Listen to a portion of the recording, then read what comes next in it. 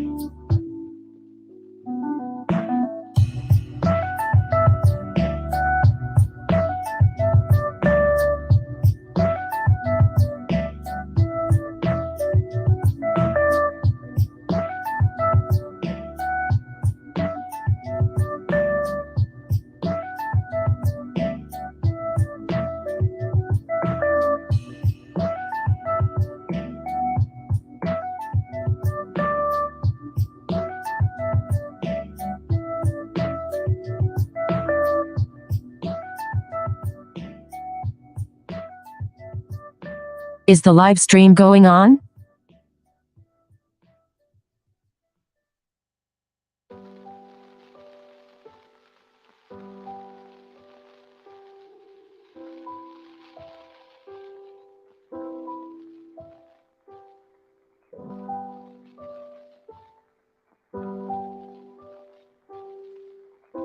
Hey y'all, yes, it is. We're going to be starting in 8 minutes.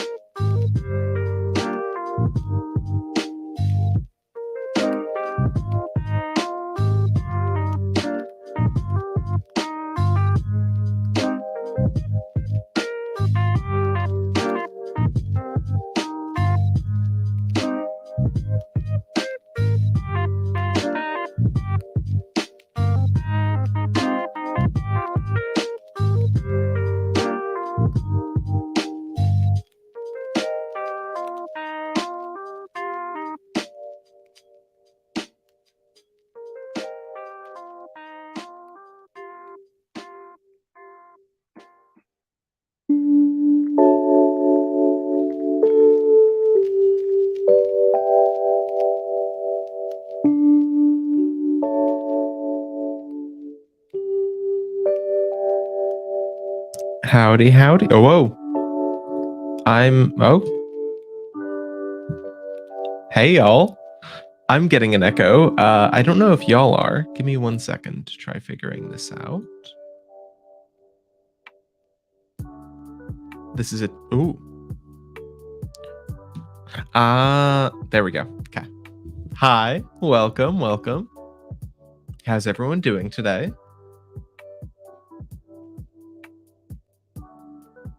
Today's just going to be a pretty chill stream. We're going to be talking about choosing ideas, pitching projects, kind of the overarching ideas that you carry between your different hacks and projects, how you're trying to learn, that sort of thing. I don't know about y'all, but it's day 6 of Global Hack Week. I'm feeling a little tired. Might not have the same energy I did at the beginning, but I'm excited to talk to y'all about this. This is one of the things that I think is really important, because if you choose interesting projects, things that you're passionate about to learn from, it helps you actually enjoy what you're doing rather than just having this like grind set that you're trying to conform to because that's what you feel like you need to do. As you can see, I have closed captions up on screen. Feel free to let me know if they're annoying. I think that they should be okay. We talked about this last time I was live, about how this could make the stream more accessible to people, different ways that they process information. In an ideal world, you'd be able to turn this on and off from the Twitch side of things, but sadly that's not what we can do right now. We're getting there.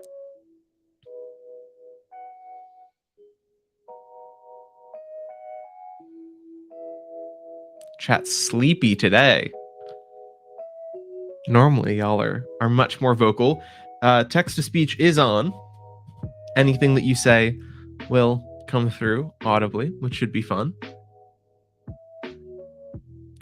Let me just double check that I'm actually live. Everything's working, all that jazz.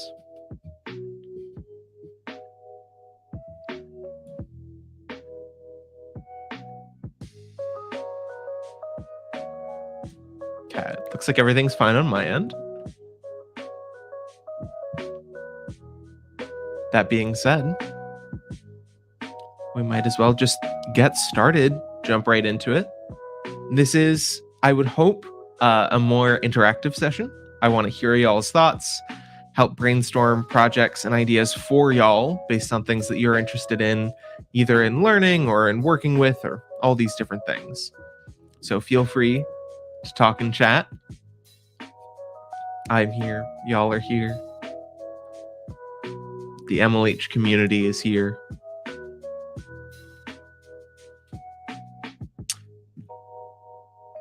I'm just trying to make sure that things are working.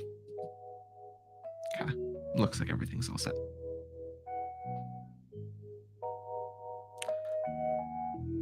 Great. Okay, great. Okay. I just wanted to make sure. Sometimes my audio was totally messed up, and I wanted to make sure y'all could hear me. Okay. Well, I guess the main topics are choosing an idea and then pitching your project once you've chosen it. We're going to start with choosing an idea because that usually comes first, and then we'll talk about pitching a project.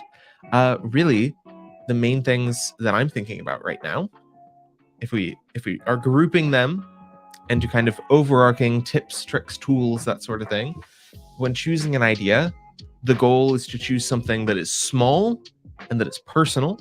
And when pitching a project, the goal is to use ABT, and, but, therefore. So those are kind of signposting for y'all where we're heading. Let's talk about choosing a project, specifically choosing something that's small and something that's personal. I don't have slides or anything like that for y'all. My goal was I'm going to introduce some of these ideas, and then hopefully some of y'all will be willing to talk about some of the ideas that you have, and we'll brainstorm together, and I'll take notes, and we'll come up with some ideas as a group. Get some advice from your fellow hackers.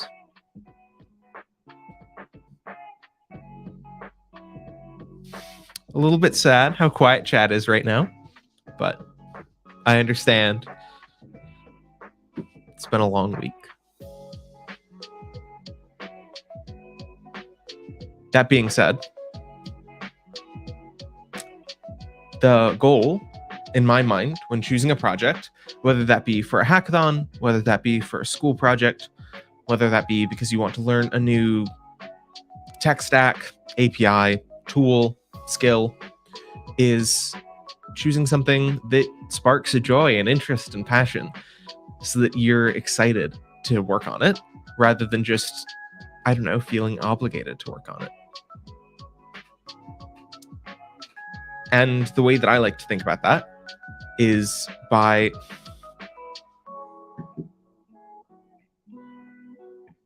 choosing something that is personal to you and small. So I've talked about this on a previous stream briefly, but the goal of this stream is to talk about it the whole time. Oh, accidentally muted my mic. I'm adjusting my audio settings a little bit. The idea from those previous streams that I talked about was taking something in your life and building something that you would want to use. Because if you want to use it, you are the one who understands if it makes sense. Specifically, if I were to frame this in terms of hackathon projects, oftentimes at hackathons, I've done this, and when I am a coach at a hackathon, I see this a lot. People are shooting for the moon and they're going big with their projects, which can be really cool because technology can help a lot of things. But also, I don't know about y'all, but I'm a student. I don't have all of the skills.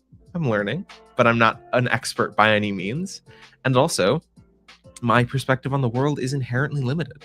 So when I made an app that is like, I don't know, if I were to make an app that was trying to solve world hunger, my perspective of what causes world hunger is very limited based on what I've heard other people talk about. So I might not be the best person to be able to build that app. So when building it, I'm almost making things up as I go along. I'm trying to fit, I imagine it as like a square peg into a round hole, as I'm trying to fit the ideas of what an app that I can make and the skills that I have, and I'm trying to apply that. Oh, let's fix world hunger.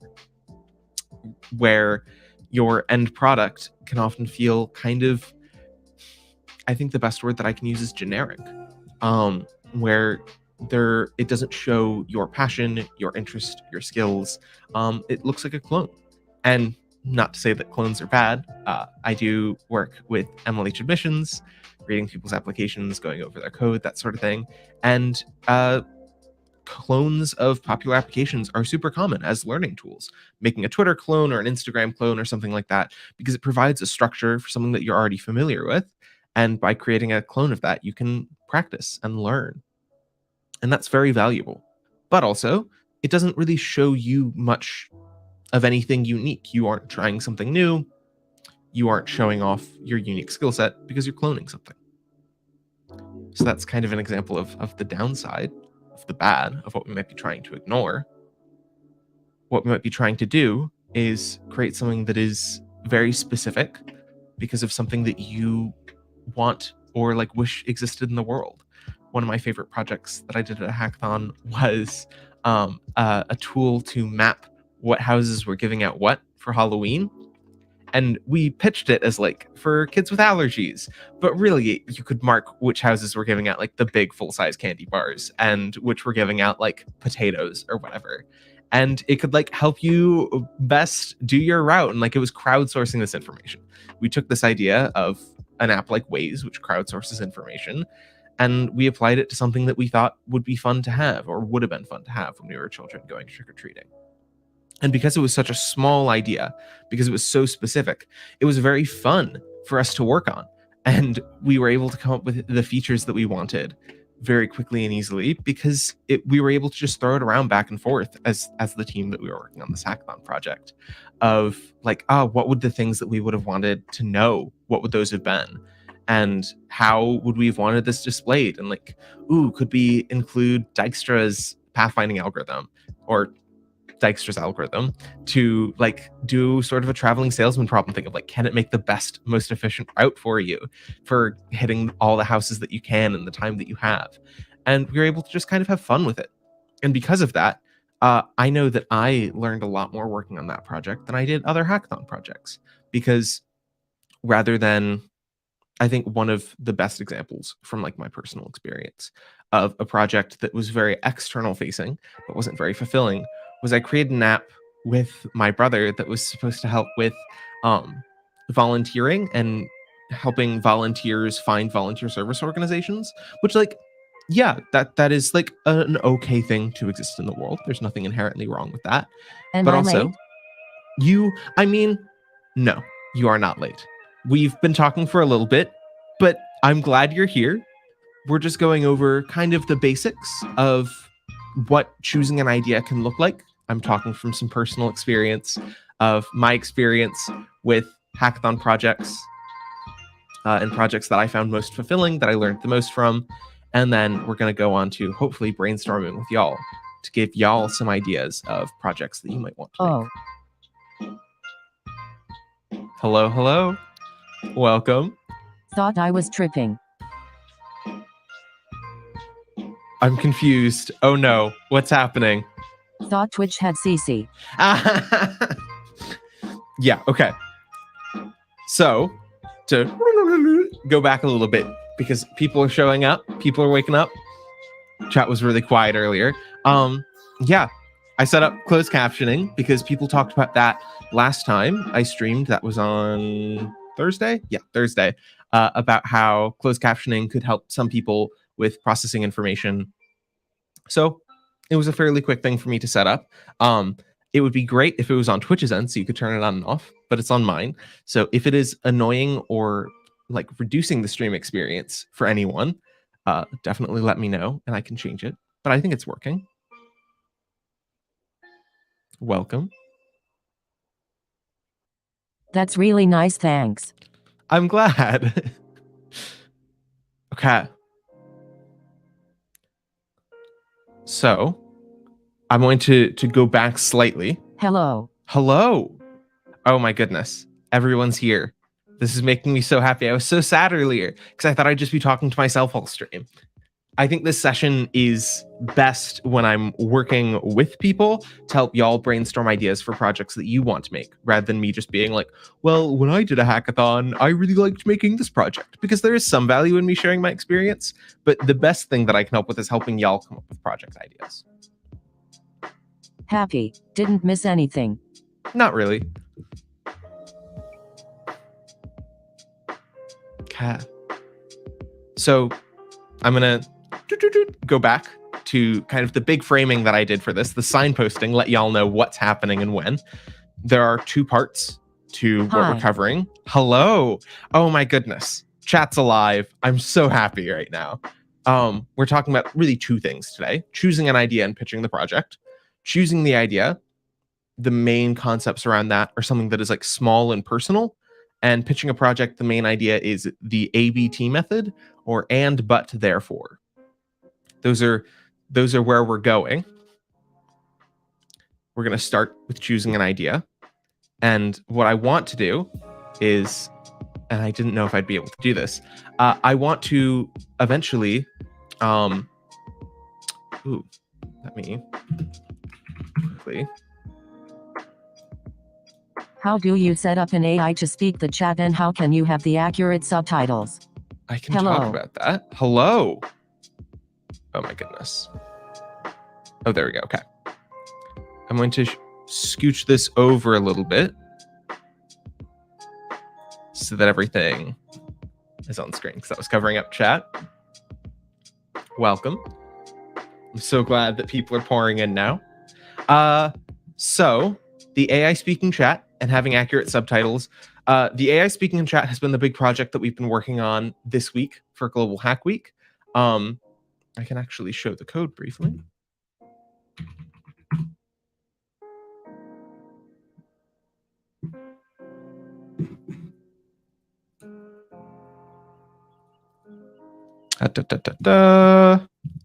Ideas, imaginations, love it. It is a total of 78 lines, so it's not the shortest project that we've made on stream, but it's a fairly small thing. Really, we are just connecting to Twitch, to Twitch through IRC, which is the Internet Relay Chat, maybe? I'm blanking on what it stands for, but it's an old chat protocol. Can we get the code, please? Yeah, actually, I'll upload this to GitHub in towards the end of the stream. I'll remove my tokens from it.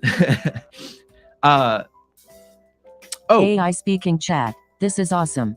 I'm so glad. It's one of my favorite things. So that y'all I can hear you and we can have a conversation rather than me just speaking into a void.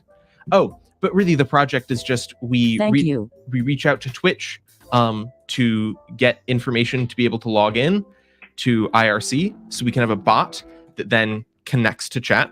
And once it does connect to chat, it just takes every message and uses the speech synthesis utterance API, which is a built-in API in web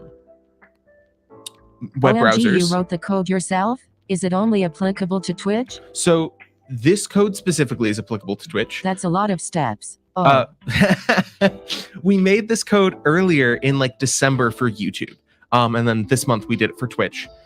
It's really simple. We connect to Twitch, and then each message, we just get it, and we send it to the speech synthesis utterance API, which is built into web browsers to be able to use the computer's onboard text-to-speech engine to read messages out loud. So that's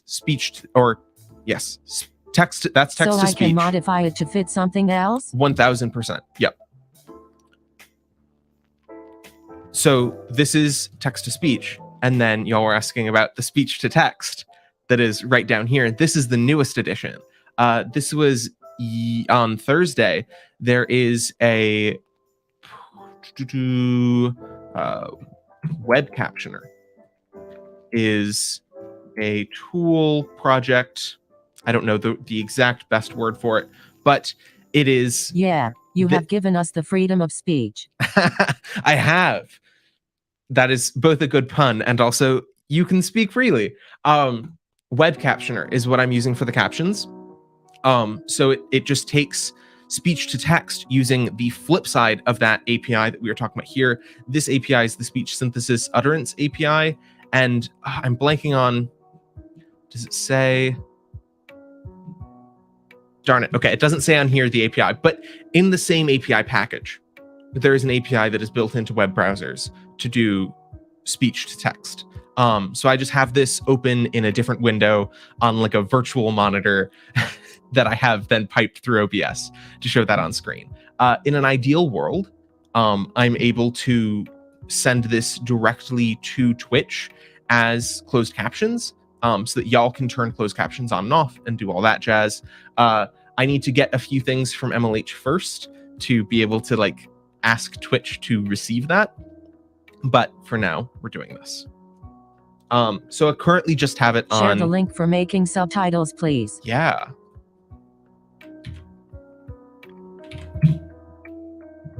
Just dropped web captioner in chat. Yeah. So for now, I only have it on the like face cam because on the when I'm like sharing my Perfect. screen, Thank you. we have less space. But I am going to figure out how to put it on there as well eventually. But I figured this was a good start, especially for today's session, which is mostly going to be face cam because we aren't writing code. We're talking about choosing projects.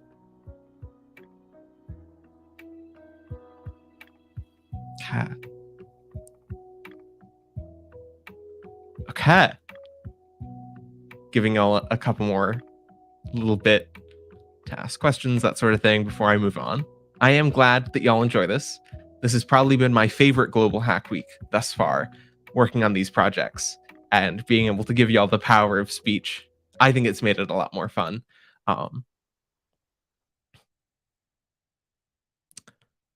Great. Now, let's go. Ideas. Let's actually use this as a great jumping off point for why I wanted to talk about this and kind of like why I think I'm an okay person to talk about this. I don't claim to be an expert by any means, but I think that like this project right here that we were working on this week is a perfect example of my methodology for choosing a project, which is it is something that I like wanted to use so I knew what a like good success state would be because I was happy with it. And also it was like fun because I like wanted to make it. And also it was doing something new that I hadn't done before. So I hadn't ever connected to Twitch using Twitch APIs before. I'd really never worked with OAuth tokens either. So that was new. All of these things. And I then was earlier in December, we created a project for this that was a Python script that was like 20 lines that could pull from YouTube chat because there's a great API for pulling YouTube chat messages that doesn't even require any authentication of any kind. And then it was just sending it to a Python text-to-speech engine. And it was super simple and super fun. And I wonder, do you know any tool to AI your voice when you speak so it's voice agnostic? I don't personally, but I know that there are plenty of, you look for a voice changing tool. There are plenty of voice changers out there. I know that some VTubers use them, so that might be a good place to like start poking around, seeing what they use.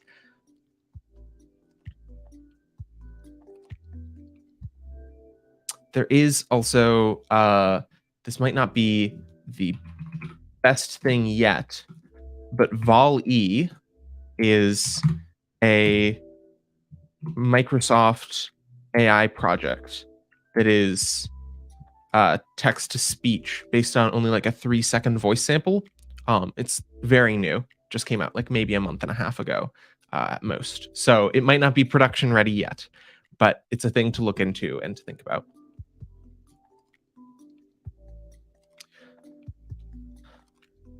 So I had this project, this idea of like, oh, it'd be really great if chat voice changing tool, yes. Also, I'm curious about some YouTubers are doing AI facet in front their own faces.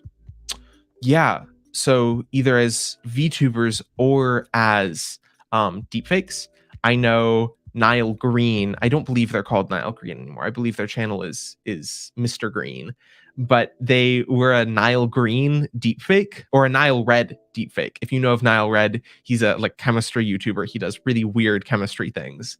And Nile Green was a deepfake of that, basically being a bad chemist of like, oops, I set everything on fire. And it was some of the best deepfake work on the internet. No and it way, was both voice and face deepfakes. Yeah, let me see if I can find.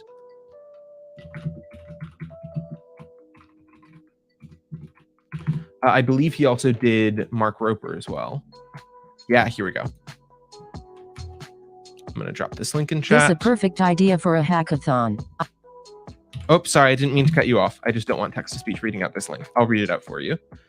This is a perfect idea for a hackathon. I also wanted to work on text-to-speech and speech-to-text for a deck. Oh. I also wanted to work on text-to-speech and speech-to-text for a demonstration. You've provided me with everything I need. Thank you. I'm so glad I could help. This is Global Hack Week AIML, and this is, I think, my favorite application of machine learning currently because it is used for so many great accessibility things. drop my Twitter, please. I'm not active on Twitter. It would be at Nathan Dimmer if you wanted to follow it, but I haven't been active in like a year and a half, maybe. So it's not the best place. I am going to. I am hoping to stream eventually. I just said hi in chat. My Twitch is Dead Name Dimmer if you wanted to follow that. To follow you around LOL. To get a notification if I might stream. I think really the best thing is I'm hoping to figure this out by March because I've been asked this a bunch. Come back to March Global Hack Week, and there I will have like maybe an active Twitter that you could follow and like an idea of what I'm going to be doing in the future. One of the Dead things. Name Dimmer Virtual Hug. Hello MLH community members and attendees. How are you today? What is the session program plan? Can you give us an idea about the discussion topic? Thanks. Regards at MLH. I followed you on Twitch here. Oh my goodness, thank you. We'll see what's gonna happen. I make no promises, but these are the rough plans I'm thinking about. I realize that I really enjoy doing these live streams with y'all and making these sort of weird projects. So I'm trying to think of how I can incorporate that more into my life. For where the session is today's kind of like a loose form session. We're really just talking about kind of, excuse me, finding a good idea for a project first, and then we're going to talk about pitching your project using the ABT method. Right now we're talking about choosing an idea. I've kind of gone through my methodology, and now I want to turn things over to y'all. I'm going to make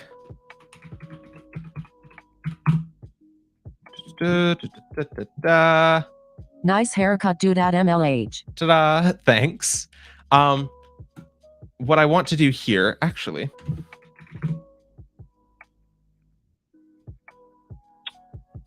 give me one sec. I'm going to add the closed captions to this as well. Whoa.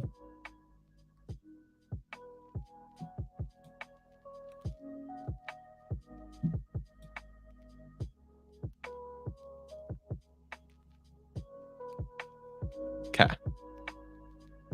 There we go.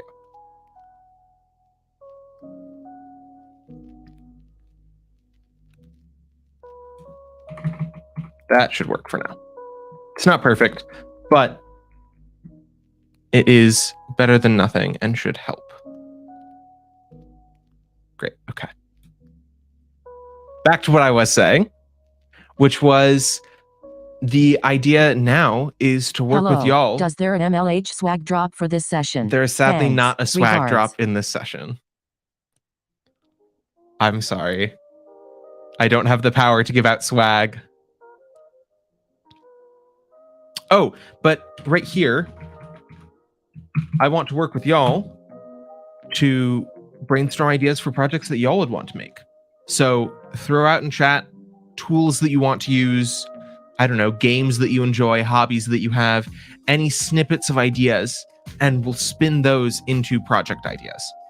That's my like big goal, is to be able to kind of go through my process of finding an idea and talk with y'all about it while I'm giving y'all time to think about really anything in your life that you think could make a fun project. And again, that could be games that you play, because there are tons of great tools that have popped up on the outside of gaming communities. My favorite example of this is both CSGO and Open-world Destiny. Planet exploration game using Unity or Unreal with procedurally generated environments. Great, and also perfect username, Mossy Nodes, for procedurally generated environments. We'll work with that. There are plenty of apps that exist outside of Destiny, the game, to track items and drops and that sort of thing, as like kind of an extension. So really any type of hobby that you have can work for this. Let's talk about specifically. Hello, what are the do's and don'ts while the pitch presentation session? Thanks. Regards at MLH. Oh my goodness.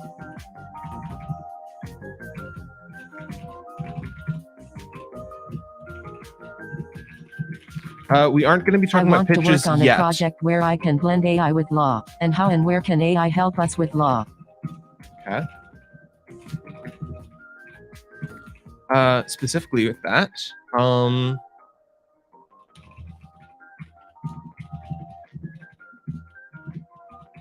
there is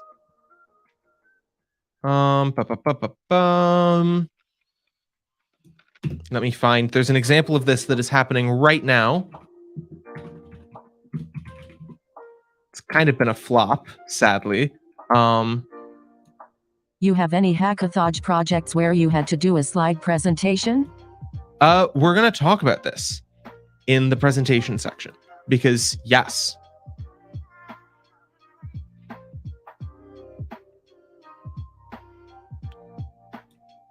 I'm trying to find. There is thinking about making reusable templates.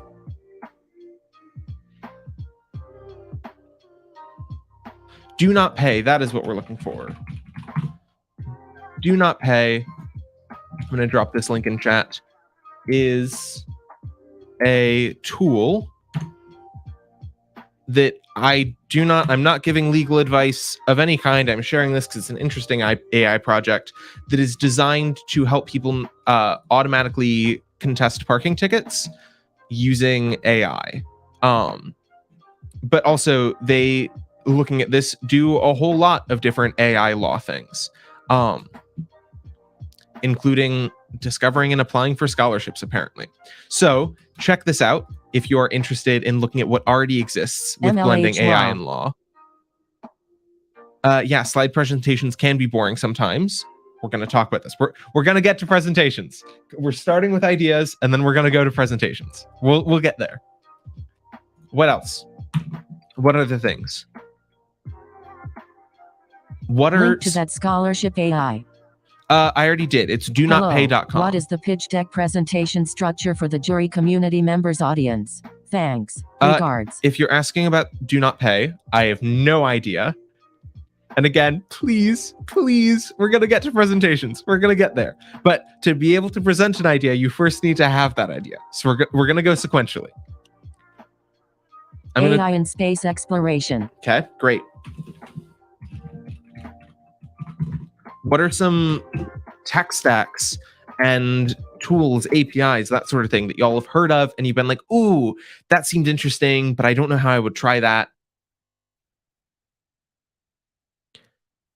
I know for me, I've been very interested in using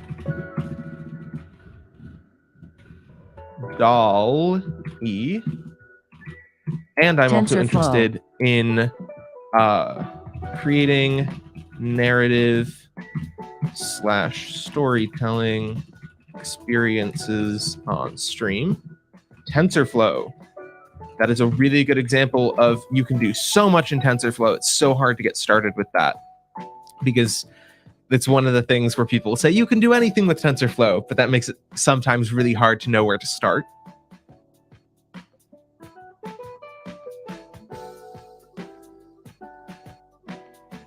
Okay, let's start with this. And as y'all have more, feel free to shout them out and share. So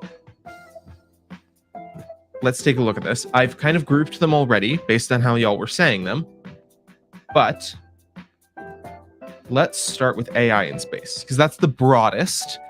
And I'm going to put that next to TensorFlow because that is also very broad. The rest of these are slightly more.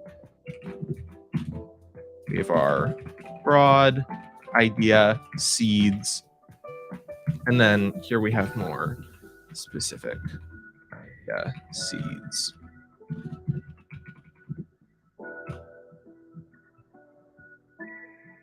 So let's look at our broad ideas. Specifically, I want to talk about AI in space. Who said that?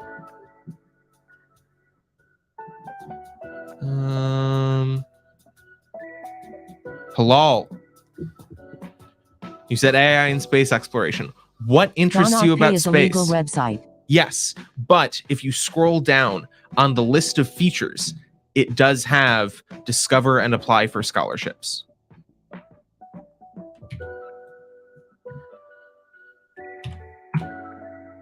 What interests you about space? That's my follow-up question to the idea of working on a project about AI in space. Exploration. Deep space exploration. Great. When you're exploring, you're looking for something. What interests you? What are you looking to find? Are you looking for resources? Are you looking for life? Are you looking for exoplanets? Are you interested in black holes, wormholes? Something that I don't even understand because I'm not that knowledgeable about space.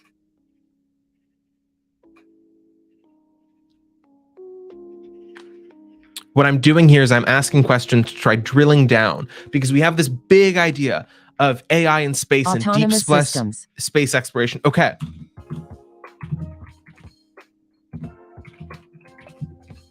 That's another huge category. What do those systems do? I'm asking you this because on some deep level, I believe that I know, at least for me, that I have things that just like make me really excited. Just be like, ooh, that seems so cool. But when I was learning to code, and especially when I was thinking about like what looks good in a resume and learning and projects and all of these things, I started switching from what I thought was cool to what I thought was complex and what I thought looked good. So the idea of like autonomous systems is like, I don't know your relationship with that idea, but if I know when I was in like 7th grade, I wanted to get into MIT, and I went, you know what would get me into MIT? Learning about autonomous robots. And I was like, this is gonna be my thing, but I didn't know what I wanted those robots to do. I didn't have that like seed of interest or passion. And now if I were to think about like 1,500 sat and 4.3 I'm trying to understand what that means. I think I'll need a little bit more context. Is that like an SAT score? Is SAT short for satellite?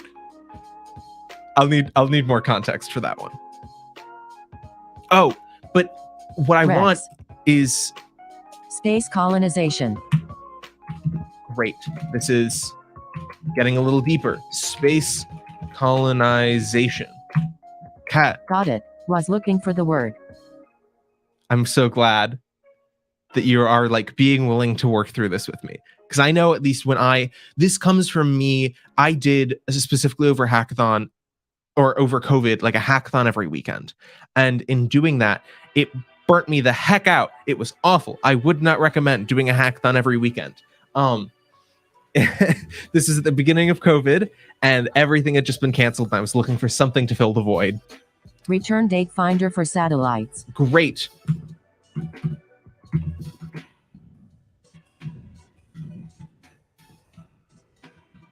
And I did a hackathon every weekend. And at the beginning, I had some ideas, but by the end of it, I was running out of ideas. So I spent more and more time thinking about how I wanted to come up with ideas. So I'm going through the process here. Livable habitats. Please notice that the chatbot reading voice is bothering the audience. We can't hear you parallelly with its noise. Can you please disable this Twitch function? Thanks. Regards at MLH. I'm going to turn it down slightly, but I'm not going to turn it off because more people have said that it is a good thing than that it is a bad thing. But I'm going to turn it down so that hopefully there's less interference between me and the chatbot. Space colonization, and specifically within that livable habitats. Great. We're drilling down closer and closer. Within a livable habitat, you're creating a city, but it's in space. What about that? Is it airlocks or hydroponics, or is it like making people not go insane with like a virtual window? We're trying to get down because you're one person or a small team of people that are probably students who don't have like years and years of industry experience. You can't create a livable habitat from scratch. But the idea of like, in that livable habitat, what if we wanted to help people not feel homesick when they were doing deep space colonization? Because that's something I'm really passionate about. I'm not, but I'm like pretending to be you. What we're here, what I'm like Culture building for here. Space exploration. Okay. Music.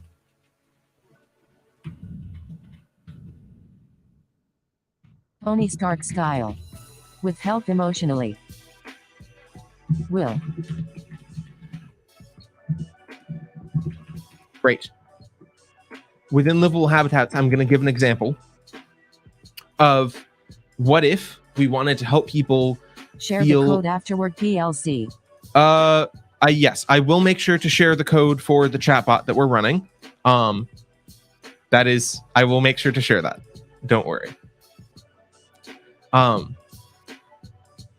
After this, I'm staying on with y'all to give you some more context.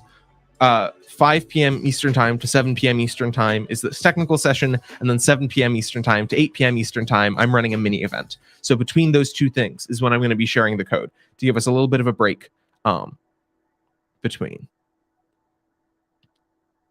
Okay, so in livable habitats, in space colonization, in deep space exploration, I have drilled down to an idea that I think might be pretty cool for me to make, based on my interests and my skills. And I'm going to give this to you as an example of a simple example. A virtual window. If you're in deep space and you're in a deep space colony, chances are... Hello, what is the ideation process step to figure out the final project idea result? That's what I'm doing right now. If you think about the ideas that I have around what colonization and colonies look like, usually they are domes of a strong material that is usually not designed for the people living within it, but rather for its survivability in these harsh environments. So oftentimes there aren't windows because glass isn't particularly strong when compared to concrete or steel or any of these I don't know, polymers and composites and all of these things. So you can't see out, and claustrophobia is a thing that humans hate, and we aren't designed to live in a cave. So what if I were to take an old monitor that I had lying around my room and a Raspberry Pi, and I created a cool mini window that I would use to I would pull the weather and the time of day using some basic APIs, and then I would pull, or because it's AI ML week, what if I then fed that as a prompt to an image generation algorithm like DALL-E to create fantasy scenes in that virtual window that would match the weather and time of day? So throughout the day, you would have this virtual window in your little cube. Now, that is not directly deep space exploration and AI in space, because they're way bigger, cooler, for lack of a better word, sexier projects of I want to create the AI system that SpaceX uses to land rockets Very back beautiful down. Idea. But nitrogen content measuring system. This idea is specifically for me based on my knowledge, because I'm not super huge into space. But it's small, but it has the elements of all the other things that I'm interested in that I can package as one singular idea, and it's small enough that I can execute that. I can think, ooh, yeah, that's something I can make. I can't make a rocket that lands itself, especially if we're thinking a hackathon, if we're thinking one weekend. That's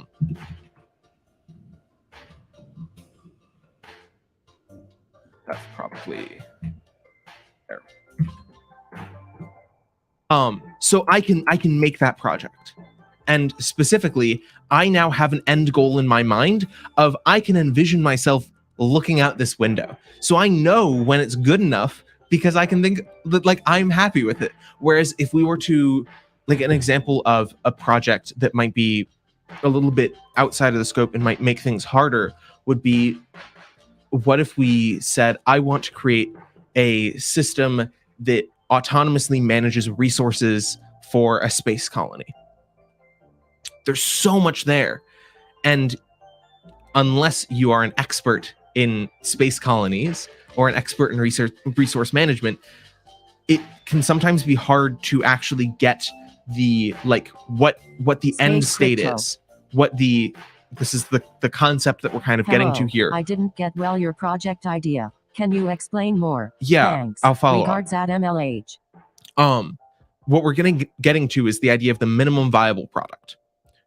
If I were to say that my project is to use AI to manage resources in space, there's so much there that I don't have clear lines that I can draw around what I'm going to make and what I'm not going to make, because that's equally important when choosing an idea, is saying what isn't in your idea, because it's very easy to say that I'm going to create everything, but you can't. And then oftentimes, if you're saying you're going to create everything, when you have motivation at the beginning, you're doing all this big structural work, setting up like classes and templates and diagramming and doing all these things, but you don't do the part that attracted to you to it in the first place. So it's finding that like seed of passion. I mentioned earlier this idea of the minimum viable product.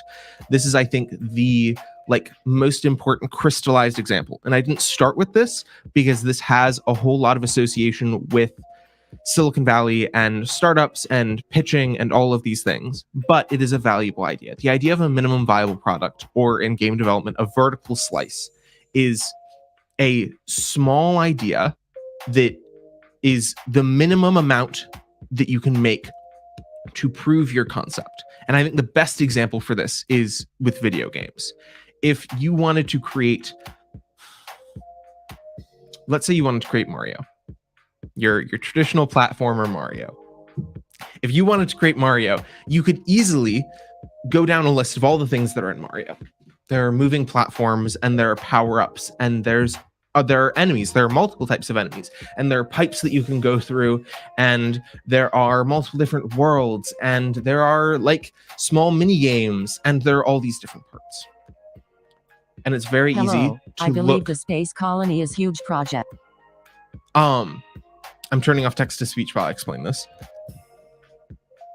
There's so much there, but it's very easy to be like, here are all the parts that make Mario.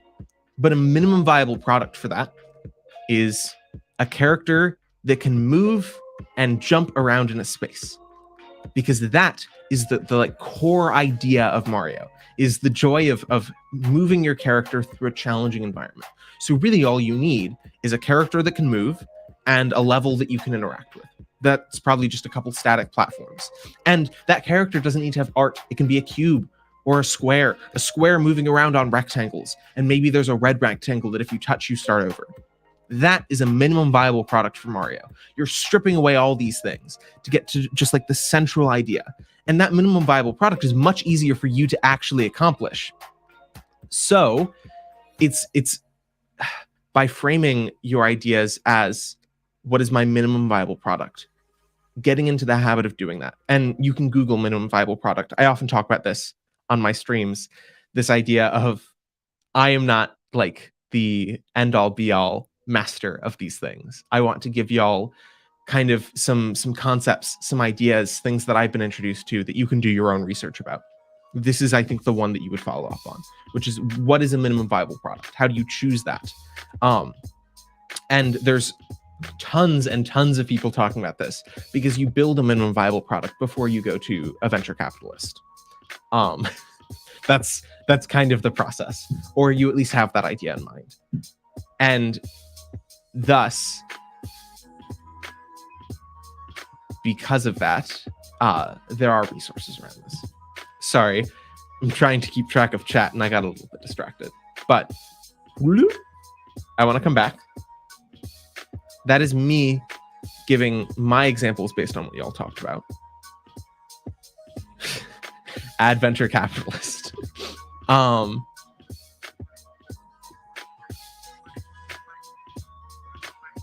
Yeah, okay. Now I turn... Pyro 2022 autonomy and human emotions don't have such a positive crowd. Ooh, yeah, there's a lot there. But does that make sense? What questions do y'all have bringing up that concept? I took ideas that you talked about and we drilled down from your first concept, which is AI in space, to the more specific examples and examples and examples, until we got something that was on the level that you could interact with as a person, and that was small enough that you could accomplish it, or at least that I could accomplish in a weekend. What thoughts do y'all have on that? Does that make sense? Does that not make sense? Is it good? Is it bad? Are you saying, Dimmer, what the heck?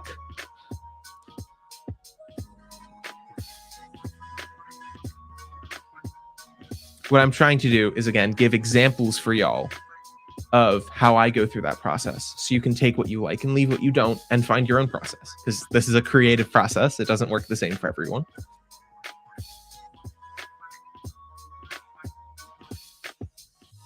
I do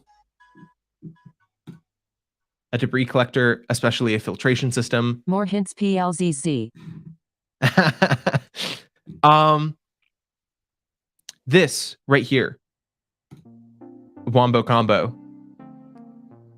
This idea of like something that analyzes the air and chooses whether or not to turn on a filter. So I think for my idea, I can either start with creating an adventure character or 3D planet generator in Unity Unreal. Great. Hilo 2022, you are right. But for now, maybe, with the improvements in algos, data, and hardware, that may be possible someday in the future.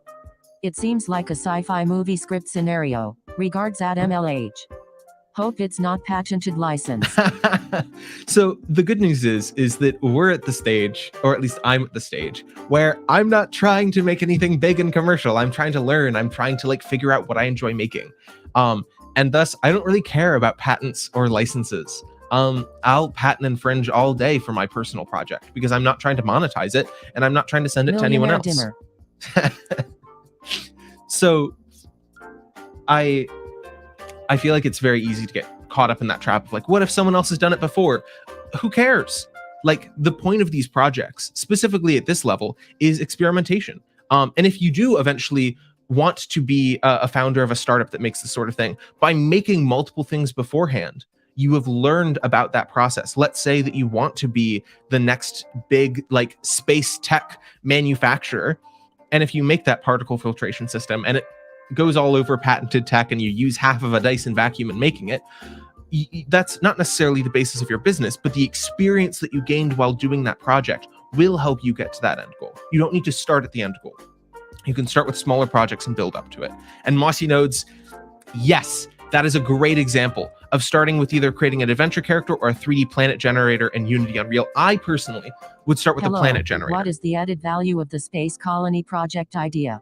Thanks. 1 second. At MLH. I'll get to that. I would start with the 3D planet generator because if I scroll up in chat and I find what you originally said, open world planet exploration game using Unreal or Unity with procedurally generated environments. The key in all of that is its exploration. You're exploring this environment and it's procedurally generated. So based on at least like the sentence that you gave me, it doesn't sound like it's about the main character. It sounds like you're trying to cultivate this sense of wonder and awe or curiosity in the environment. So just starting with how do I make one planet? And maybe you don't make it procedurally. Maybe you make one planet manually to learn what makes an interesting environment. What do I like in terms of land and water and atmosphere? And what about flora and fauna? And you think about all that and you try making it manually. And then you choose one piece of that and you take that one piece and you make that procedural. Okay, I made this sample planet. How would I make the plants procedural? How could I make different leaf shapes be generated automatically? And then you build out from there. You break it down into these small parts that are like very attainable. But yes, rather than starting with the whole game, starting with that procedural generation. Added value of this. Thank you. This has given me a lot to think about and where to go from here. I'm so glad. I am so glad. This is one of my favorite things. As those of you who've seen my streams before, I'm not the best programmer. I don't claim to be. You've seen me do terrible mistakes that take me like the whole stream to fix that are just like super simple. I'm constantly Googling. The thing that I love about computer science is, and engineering in general, is the ability to make things. Yes. And that process. So this is the thing that I'm really passionate about. This whole like idea. Some of my favorite conversations have been sitting down with, I had some friends in art school who we just talk about like what would make a good art project. And I didn't end up actually doing any of these projects, but it was just fun to get their perspective, where I had like this very engineering mindset of what makes an interesting project, and they had a very art mindset. So I'm so glad I can help with y'all do this. And I hope this has helped. I'm probably going to do another one of these streams for Global Hack Week March. Because I think this is super important, and I'll probably do it at the beginning of March next time rather than at the end, so that y'all might be able to work on that idea throughout the week. What's the added value of the space colony project idea? I don't actually have like a big space colony project idea. I was using that as an example of like, here's a concept of space colonies are a thing that people can be interested in, that are like well talked about. How can we go from that big idea to then find something specific that you're interested in that you On can the work topic of habitats, check out the High Seas project. Oh my goodness. If High Seas is what I think it is. Yeah, High Seas is fascinating. There was a great podcast about High Seas. The Habitat. I'm going to link this. This is how I learned about High Seas. I would highly recommend. https Let me turn that off. I would highly recommend that podcast. It definitely focuses on the human aspects rather than the more technical aspects, but fascinating stuff. Okay. I think that we got to a good place with that idea brainstorming, where people are coming up with ideas. They have a seed to start working on, and that's I think where I wanted to get with that. So now, if y'all don't have any questions, if you have more questions, seems good. Feel free to ask, and we can loop back. But let's move on to talking about pitching a project. You have an idea.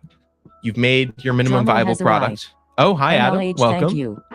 Ideation just a caching system that won't get checked in months. I mean, yes, but when you do check it months from now, like it helps to have those things there.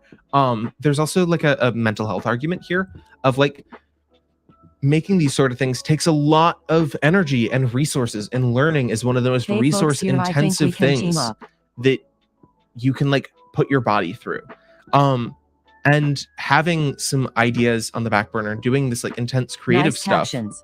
Thanks.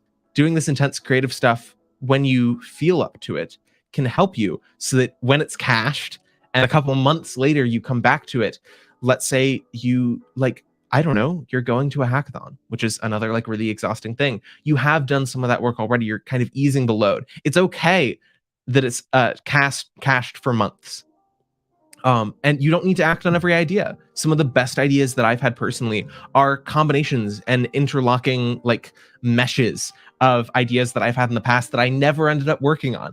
Most of this stream setup is from like years of me learning about streaming and tinkering with all these setups and never doing anything with it. And then when I had that extra piece of like, ooh, how can I make it better for Global Hack Week? That was what allowed me to actually make something. So it's okay. I want to be very clear. It's okay to come up with ideas and then not do them. That's totally fine.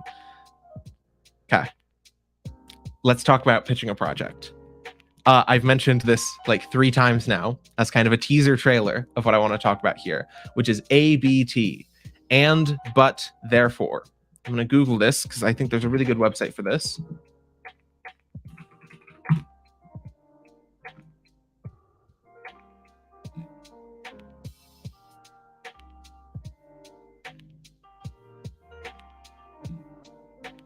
So what have I missed in the first hour? ABT, and, but, therefore. Trying to figure out if this is...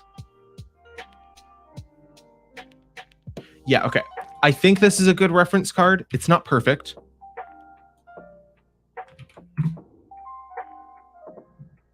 But I think it's a good place for y'all to have in your pocket to come back to. The idea of the ABT structure is, how do we talk about our projects in a way that tells a story?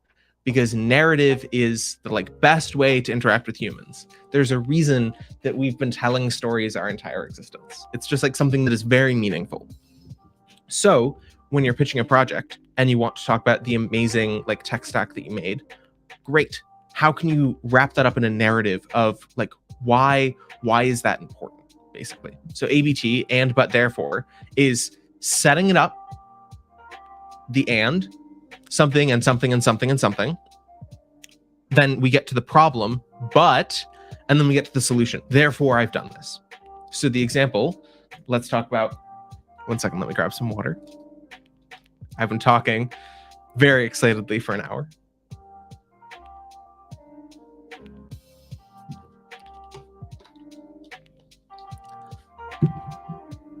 Adam, for the first hour, we were talking about how to choose an idea. So we were brainstorming ideas.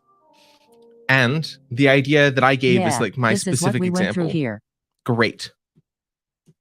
My specific example of a project idea was a like virtual window that uses DALL-E to generate environments for like someone who's exploring space, and might be like burrowed underground in a bunker or Easy in like way a to secure choose vault. an idea. Think of your favorite shark, Blahaj. I mean, yes, but not everything can be Blahaj. Sadly, that's not my choice.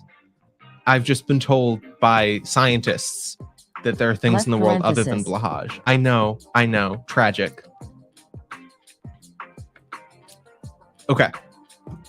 So I'm opening up that link that I sent above. I'm opening up that card here of how would I pitch the idea of Love how captions shows Blahaj. Blahaj? Oh my goodness. Well, it's not perfect. It's doing its best. Okay. But we have that idea that we came up with. How would I pitch that simply with ABT? Setup, problem, solution, and but therefore. The setup, here's where I'm really interested in deep space exploration. And as much as automated systems and drones and probes have been like bringing us into the future, eventually we're going to get to the point where humans will make the next step out into the universe. But we aren't built for that. Humans are designed to live on Earth. That's what we're used to. And our brains are little squishy meat sacks that we need and want to keep happy. We've seen in projects like High Seas how people's mental health can rapidly deteriorate depending on the environment that they're in.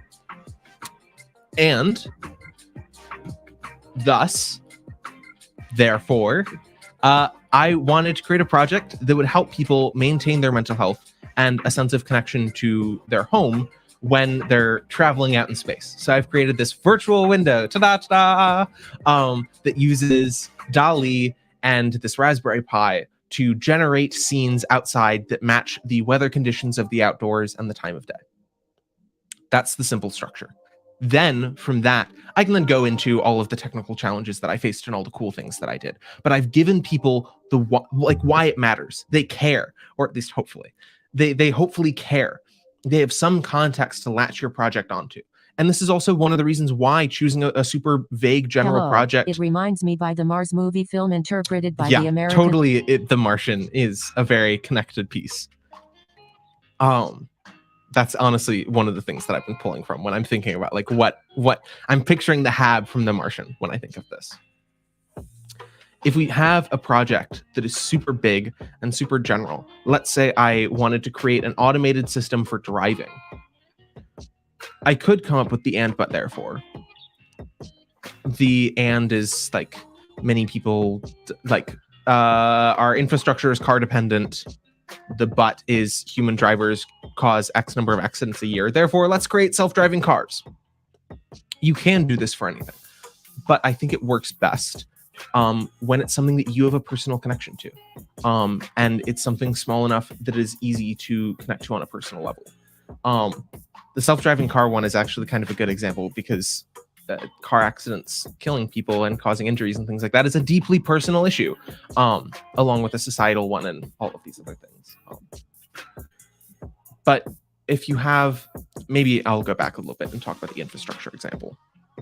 I talked about creating an AI system that would manage resources in space. That is such a kind of vague proposition that you ask the question of what is your and what is your but? Like the and is, I guess, like everything that we do requires resources. But we don't have an AI system to manage resources in space. Like, you need to assume that the project should exist to justify its existence. Now, I want to be very clear. It's okay to totally do things that don't have a reason for existing. You can doodle a little shark on a piece of paper because you wanted to doodle that piece of shark on a paper, and you can do that with code. You can make a website that is a button that when you click on it, AI generates a fart noise. You can do that. That's totally fine. What we're talking about is pitching a project to someone is usually in the environment of trying to convince them that your project is like, either you're like doing a job interview and you're trying to tell people that like the personal project that you did qualifies you to work on the job. But therefore this gives them context to care about your project. And then you can talk about all the technical details. You're pitching at a hackathon. You want that prize. You're an entrepreneur and you're trying to pitch your like startup to investors. There are all these different places where this comes up. This is, my goodness, I'm having like really weird like pain on like the top of my mouth, like, you know, where your like nose meets your throat sort of area. You are giving us beautiful ideas. I'm so glad. I'm in like, it's really hurting right now. So I'm gonna take a sec to like look in a mirror and see if I'm like bleeding or something like that. Give me a sec, chill out, use text to speech, listen to the music. I'll be right back. Hydrate.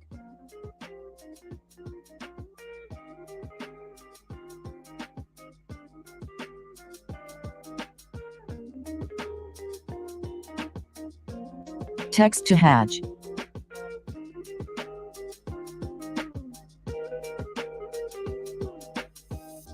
Take care of yourself, please. Haj.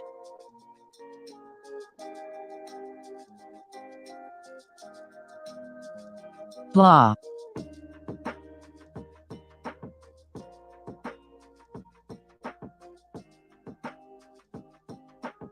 Blah.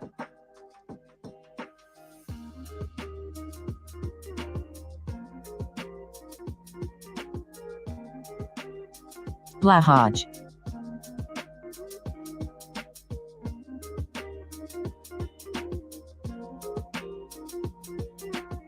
Okay. I am okay. Nothing appears to be wrong. It just kind of hurts. Maybe it's because I'm really excited and I might be talking a little bit too loud, pushing myself a little bit too hard. Blahaj. Blahaj. I'm gonna drink some more water and I'm gonna try relaxing my voice a little bit. Trying to get right pronunciation, LOL. I appreciate the grind. Let's scroll up a little bit. Thank you. You are giving us beautiful ideas. I mean, that's the goal of this. Hello. Don't you think that the national... One sec. I need to finish my thought. The goal of this is not that you'll use exactly the things that I'm talking about, or even you'll use the things that you came up with. The goal is I want to walk you through the way that I'm thinking about this so that, again, you can take what you like about it and leave what you don't, because we think differently. This is a creative process, and therefore you should have your own creative process, or you have the liberty to have your own creative process. You can go ahead and try mine and use it as long as you think it works. But this isn't the only way of going about it. So I'm glad that you're resonating with some of these ideas, but all of these ideas are coming from y'all. I'm taking your thoughts and your ideas, and I'm trying to shave them down to the core concepts or smaller concepts. And specifically when we're talking about pitching, I'm talking about how we can take that concept and then we can package it as like a brief, like 1 to 2 sentence, like here's why it matters. You can do it as 1 to 2 sentences, but you can also use the like ABT method for like a much longer term sort of thing. I learned about this I have some friends who are PhD students, and they were talking about this as how they justify their research. They use a lot of this to get like grant money and things like that. Because sometimes, especially if you're like at the PhD level, the research that you're doing can be super specific and super niche. So it's important to kind of give it context on why it matters. Hello, don't you think that NSA and SpaceX company have similar systems that you mentioned previously? Yeah, of course they do. the point of this isn't that we're trying to make like the next groundbreaking project. We aren't trying to do something completely unique. We're trying to do something that's interesting and that's fun and that uses our interests that we can learn from. I know that this was when I started doing hackathons, and I still have this part of me. I was really bad at, I would always be like, well, that already exists and therefore we can't do it. That's not necessarily a good reason at the stage that, like, at least I'm at, and I'm assuming that y'all are at. Generally, the MLH community are students. If you're trying to make a startup, it's valuable to research what exists in the industry and things like that. Hello, shall we do the mind mapping for the space colony project idea? Regards at MLH. We aren't. We've exhausted the like making of the idea. I've gone through that process Industrial for that society idea. and its future. I don't know the context for that one. I'm sorry. Oh, but we aren't trying to like make a new NASA. We're trying to make something fun for ourselves or something interesting to learn from. Specifically, in like, I haven't used DALL-E. That's why I use that as an example. Like, that project of the virtual window is an example of how I can use DALL-E. But if I were to just sit down at my computer and be like, I want to learn how to use DALL-E, I would like go through the documentation. I'd do the sample project and I'd kind of have nothing. So having something for myself allows me to do that learning. So yeah, doesn't matter if someone's done it before. Doesn't matter if someone's done it 50 million times before. If you think it's valuable for you and your learning process and you're interested in it, go for it. There is a caveat to that, which is the other thing that I talk about a lot, which is like in your projects, using libraries and other resources and things like that. Because that can help make your process a lot easier. But there's like a big difference between like with the example of the Twitch chat text-to-speech. I didn't make my own text-to-speech engine because my idea was giving text-to-speech to Twitch chat, not making my own text-to-speech engine. I hope that makes sense. The distinction of like, it doesn't matter that text-to-speech is already a thing. It doesn't matter that there are some ways of getting Twitch to have text-to-speech. None of them worked with the way that I'm streaming now, hence my own system. But that doesn't necessarily matter. I hope that makes sense. Michael, I'll be honest, I don't know what industrial society and its future and bruh is referring to, but this might be a certified bruh moment. I'm scrolling way back up in chat because I remember there was earlier when we were talking about pitching, people were talking about specifically slides and slideshows. How to choose an idea and pitch a project. Global Hack Week, February. I mean, that is the stream. I'm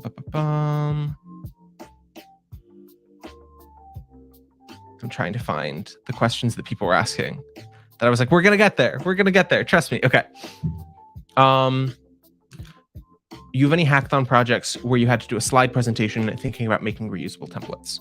That was Wombo Combo. Hello. Can we start developing the specifications with the study of functional and non-functional needs for the Space Colony project idea? Thanks. Nope. Regards at MLH. That's not what we're doing today. That could be another stream that someone else is running, but that's not what we're doing here. We've like gone through the process of making that idea. Because the goal wasn't to like study the functional and non-functional needs of a space colony. The goal was like, how can we Half-Life is a 1998 first-person shooter FPS. Michael, I'm timing you out for a minute just to give you some time. I don't necessarily know what's happening here. I appreciate a good shitpost as much as the next person, but I don't know what you're trying to say.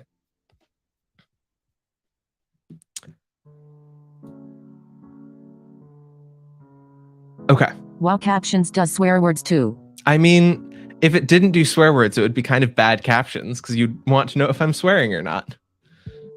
It's an accessibility tool. It's not meant to make moral judgments. But okay, if we scroll back up, Wombo Combo asked about a slideshow for presentations. I mean, who doesn't? Slideshows for presentations, specifically for hackathons. I remember when I was at my first hackathon, and I was so anxious. We had like maybe half an hour before judging. we couldn't work on our project anymore because this was in person. So hacking had stopped, but we were still like milling about before judging. And I was like telling my more experienced teammate, who's Jacqueline Biggin. Hello, what are the skills required for such project? Thanks. Regards at MLH. I don't know what you you're went to a referring Hackman. Zany, you would only understand if you saw caption My LOL. God. Okay, I'm turning off text to speech while I tell the story.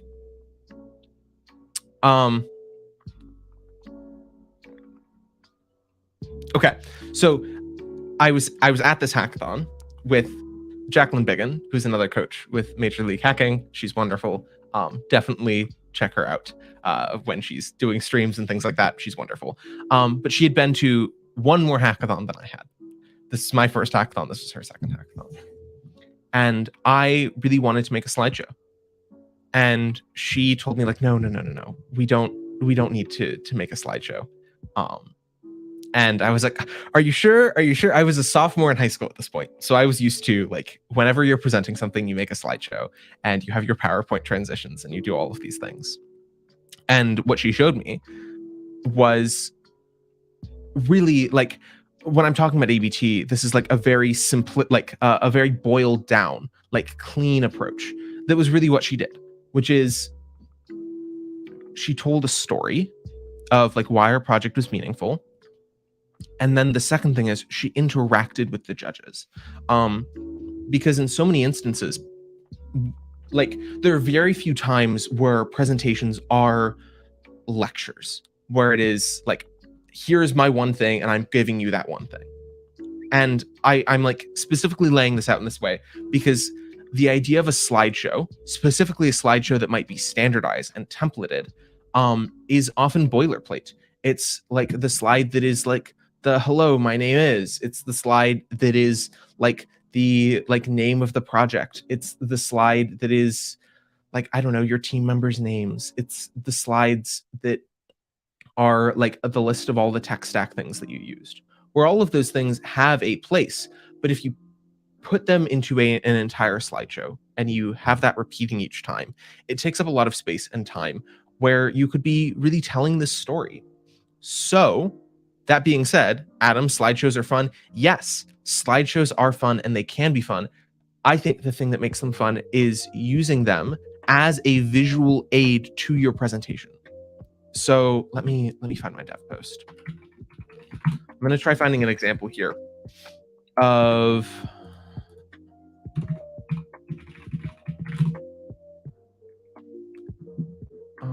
what project would be what I'm looking for.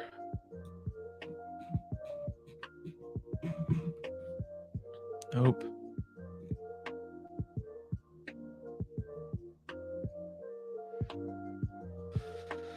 Wow, it's wild going back through my dev posts. These projects are from like 3 years ago and I've like changed so much since then.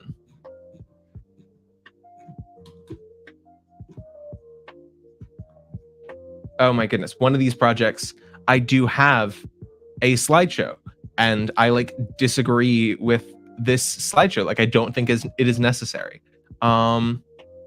Where is, here we go. Great. I'm now going to share my screen. This right here. This is like diagram of the tech stack of one of the projects that we made. And this is like something that you would see in a slideshow, but it serves a purpose because it is not inherently communicating any like new information. It provides a visual reference point. And I'll be honest, I think this is quite cluttered. Like I don't think you need all of the browser logos here and Android, iOS and all of that, but it provides an extra way of communicating the information that might be hard to just grasp if I'm talking about this tech stack. This is an example of like a visual aid that can be a helpful thing to add. I say this as like the counterpoint to my argument of like, you don't need a slideshow to pitch at a hackathon, because like specific slideshow, not necessarily, but a couple visual aids, very important. the distinction there is a slideshow has all of this boilerplate necessarily. You don't need a fancy logo when you're submitting to a hackathon. And I know if any of you have seen my dev post, you'll see that every project I made a logo slide, blah, blah, blah, blah, blah. That was for dev post. I often did not like actually care to show those to the judges necessarily. I think that answers the question that we asked earlier about slideshows. And I've talked about the general piece of and but therefore ABT. That is like the main thing. But now feel free to ask questions or give examples or talk about times that you struggled if you feel comfortable talking about that. Like, feel free to ask me questions about presenting in the ways that you specifically present. This is one of the things that I really like working on. For HackCon 2021, I worked with all of the different HackCon speakers to help workshop their talks. It's something that I think I'm pretty good at, that I enjoy working on. So feel free to ask questions. I went to my first Technica last year and I was blown away by the other projects. I mean, there is like a very specific thing there of hackathons. Hello. What are the software tools did you use? Ooh, that's actually a very good question. We will talk about that. That's like a big mood. My favorite hackathon. Time. You don't need a license to fly a hot air balloon even if you did. Who's going to stop you, balloon cops? If you're in the US, it's the FAA. Thanks, Adam, for that fun fact. But yeah, my favorite hackathon was GrizzHacks. I don't believe it exists anymore. It was a hackathon at Finding ideas is a hard thing, but realized it's enjoyable when done with someone. Yeah, no, it's very, like, I at least find it a lot more fun. I may have just seen that on someone's Instagram story. I'm turning off text-to-speech for a bit. I find it a lot more fun when I get to bounce ideas off someone, when I get to feed off their energy, when I get to feed off their passion. Okay. But yes, that's a big mood. Hackathons specifically can be both an environment that is very like exhilarating and very fun, but also it can bring up a lot of like either, wow, people have made really cool things, or a lot of imposter syndrome of like, oh my goodness, people are so much better than I am.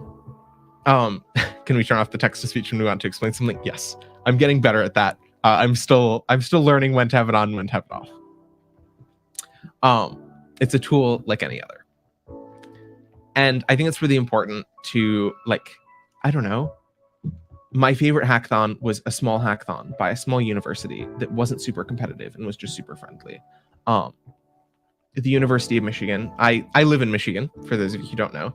And the University of Michigan is a very large university in the United States. It's one of the like top 5 public universities, blah, blah, blah, blah, blah. When I went to the hackathon at U of M, it was like a lot more stressful and a lot scarier than when I went to a hackathon at Oakland University, which was just like a super small, well, not super small, but like a much more regional university in Michigan. So I'm saying all of this to just like remind you to carry some perspective of like hackathons are fun environments that sometimes people can like, I don't know, people go to hackathons for different reasons. And I found that I had the most fun when I went for the reasons that we've been talking about here, of like just wanting to create something fun and not necessarily caring if someone had done it before or if it was the most complicated thing of all time. Hey, what if we just don't? You're banned. Yeah. No. QWERTY, my man. Bye. Okay.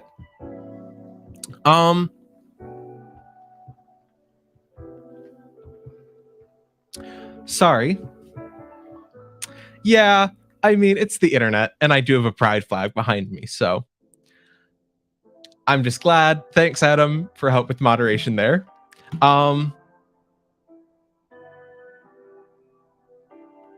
Oh yeah, people go to hackathons for different reasons, and I always found that I had the most fun. It's, oh my goodness, you don't need to apologize. Like, y'all are a really fun community, and I'm glad that I get to be here with y'all. So, you know, this is just the reason why moderation tools exist. I am quite happy at Automon because it caught the worst of that. I can see it, but y'all couldn't. Anyway, sorry. Got a little bit off track here. I found that the most fun that I had at hackathons was when I could kind of just be like, wow, people are creating such cool projects, and not necessarily be so focused on the like sort of pecking order. That's a big ask, and I know that there were hackathons where I was like, oh my goodness, the prize is AirPods. I'm like going to go as hard as I can because I want those AirPods. Like, it's all moderation. Okay. Tintin asked, slideshow transcription. Do you refer to the slides? Wait, no, that's not the question I was looking for. What software and tools? That is a great question. And then also, how do you adapt? These are great questions. Yes, my project was goofy and I loved walking around. I find that in environments where I'm the most scared, doing something goofy helps so much. It's one of the reasons why I have the ideas that I do about choosing an idea, because I feel like it's very easy to have all of these melodramatic, like startup project ideas that then just lead to a lot of imposter syndrome. But let's talk about storytelling methods to adapt your presentation, and then let's talk about specific tools. In a best case scenario, actually, I'll take a step back. When you are presenting something, you are talking to a person. And I always like to structure things as conversations rather than presentations. If you like go back and watch the recording of this stream, you'll know for like the first 15 minutes, it's just me kind of like, anyone in chat? Hey, y'all. Feel free to say something. Text to speech is on. And then when I realized that there wasn't necessarily a lot of chat engagement with the people who are currently watching.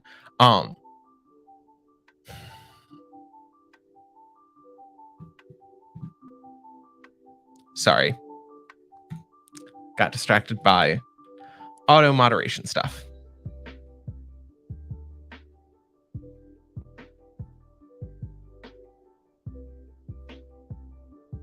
Yes. I find it much easier to have presentations and to talk about things when I structure them as conversations, when I give space for people to talk, when I go in with the intention to change what I'm saying, to be able to rethink and retell, to hopefully better fit my audience, to respond to what they're giving me, and to ask questions. One of the like best ways to do this is when you're going through that and but therefore, because that's kind of the structure that I'm teaching this within, that I'm talking about this within. During that and but phase, ask questions. Like, one of the things that I need to minimize the moderator view that I had in my other monitor, because I just kept seeing the things that person was saying. Anyway, when you're at that and in that but phase, oh my goodness, okay. 1, thank you so much for coming. 2, make sure you get sleep. Taking care of yourself is important.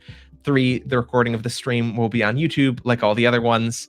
Oh my goodness, but you're not leaving. I mean, I support you to do what you think is best for you, and I appreciate you coming here. I always try to say this during streams. I really appreciate all y'all who are in non-Eastern time zones, like coming to these streams, because I feel like everyone is always being like, oh, it's like 4:30 a.m. It's like 3 a.m. For me, it's like 6:30 p.m. Like, it's like a very normal time for me. And I really appreciate everyone coming to these streams from these different time zones. Like, I really appreciate it. The MLH community is what makes these awesome, and you're a part of that community. So thank you. But within that and but therefore structure, in that and but phase, asking questions of like, have you ever experienced this? Like, pulling them into that story can be a really effective method of adapting your presentation in front of like community members and judges. I think the best example is I had a talk, like an interview at one point that was about like what interested me about computer science. And at the time I was really into accessibility and design. And I was talking about how there are so many different websites and apps and pieces of technology that we need to interact with that are like essential for living life, but are also horribly designed.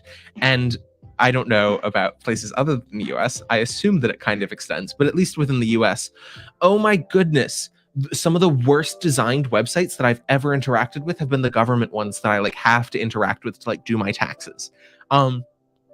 And with that idea, I was able to ask the question of like, oh my goodness, like you've been in this situation, right? And I give them a chance to like give a short story or be like, oh my goodness, yes, I hate the like, I am like a drone pilot and I needed to get a drone license and the FAA website sucked. And like giving them the chance to say that and being like, yes, that's exactly what I'm talking about.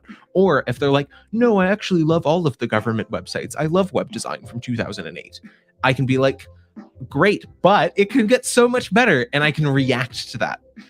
So the main thing there is asking questions and giving them a chance to engage within the story, because it's at that story phase that you can engage them as a human, like on a human-to-human interaction. And once they are engaged, then you can go into all of your technical stuff, because they have a reason to care. They have a hook to relate that together. I hope that makes sense. If you have more questions about that, feel free to ask, because I know that that's a really complex topic. The like other question that you had was tools for telling these presentations. I think the like best one is just Google Slides. It's not great by any means, but it is simple and fast. And specifically in a hackathon environment, you don't want to be spending the majority of your time creating like a visual aid to describe your tech stack.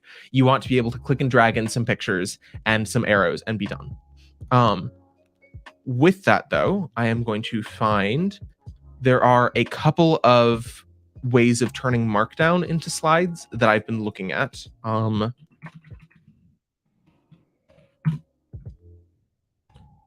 Yes, MARP. The Markdown presentation ecosystem. I love Markdown. I'm a huge Markdown advocate. For those of you who don't know about Markdown, that is what this is formatted as. This is a specific type of text formatting that if I do, how do I show? There we go. I can take it from writing it in plain text to here having it formatted in not plain text, and I can do some like I prefer to mark up because being down. I mean, that is technically a pun, Adam. There are a bunch of things within Markdown, like block quotes, that have like really cool, nice formatting and things like that. Markdown is just really nice to use for things like this. If you learn the like couple like commands of how to make lists and headings and notes and tables and all of these things within Markdown, you can then use that in a lot of different places. And one of those places is with MARP, which is the link that I dropped in chat, which theoretically, I haven't used this yet, but I'm very interested in it. It allows you to take Markdown and make slideshows out of it. Because if you do need to like give a lecture or a traditional presentation where you have like a large audience and you can't structure it in fielding questions, having a slideshow for that is very good. But having it focused on your presentation, your talking, I think is really important. So having like a standardized toolkit and a standardized look and things like that, not having a ton of flashy animations and that sort of thing. Markdown is beautiful and useful. I know it's one of my favorite things. I have like 3 different Markdown editors on my computer for different things that I do. Anything that I'm writing on my computer, I try to do it in Markdown if I can. I don't know if y'all know about this person, but I know of her as Cassidy Williams. Okay. Cassidy Williams is a software engineer / developer relations professional. I'm dropping her personal website. She is truly wonderful. And I have found a lot of inspiration in looking at the ways that she presents things as like a technology communicator, but specifically, I'm looking for. She used a specific type of Markdown slideshow. Now, it was paid and it is macOS only, so I'm not necessarily going to link it. But if I can find, she has a GitHub repo of all of the talks that she's given and the slides from them. I'm trying to find this if I can. I might not be able to.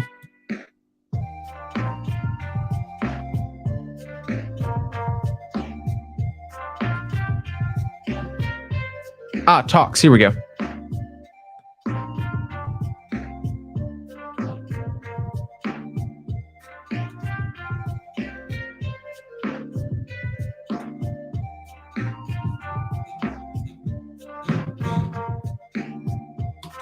Great. Okay.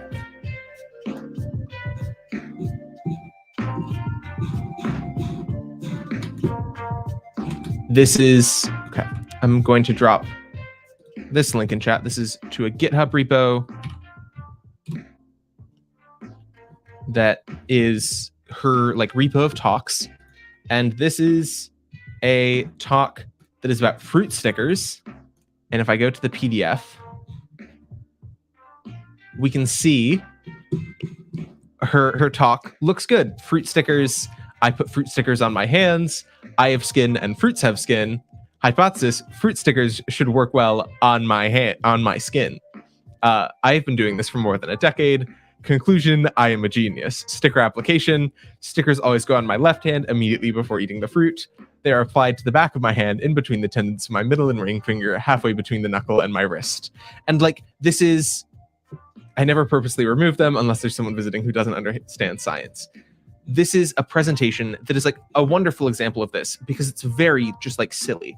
But you'll notice that none of these slides are particularly complicated. They just have text on them. And specifically, they have text that is slowly building over time. What happened to my music?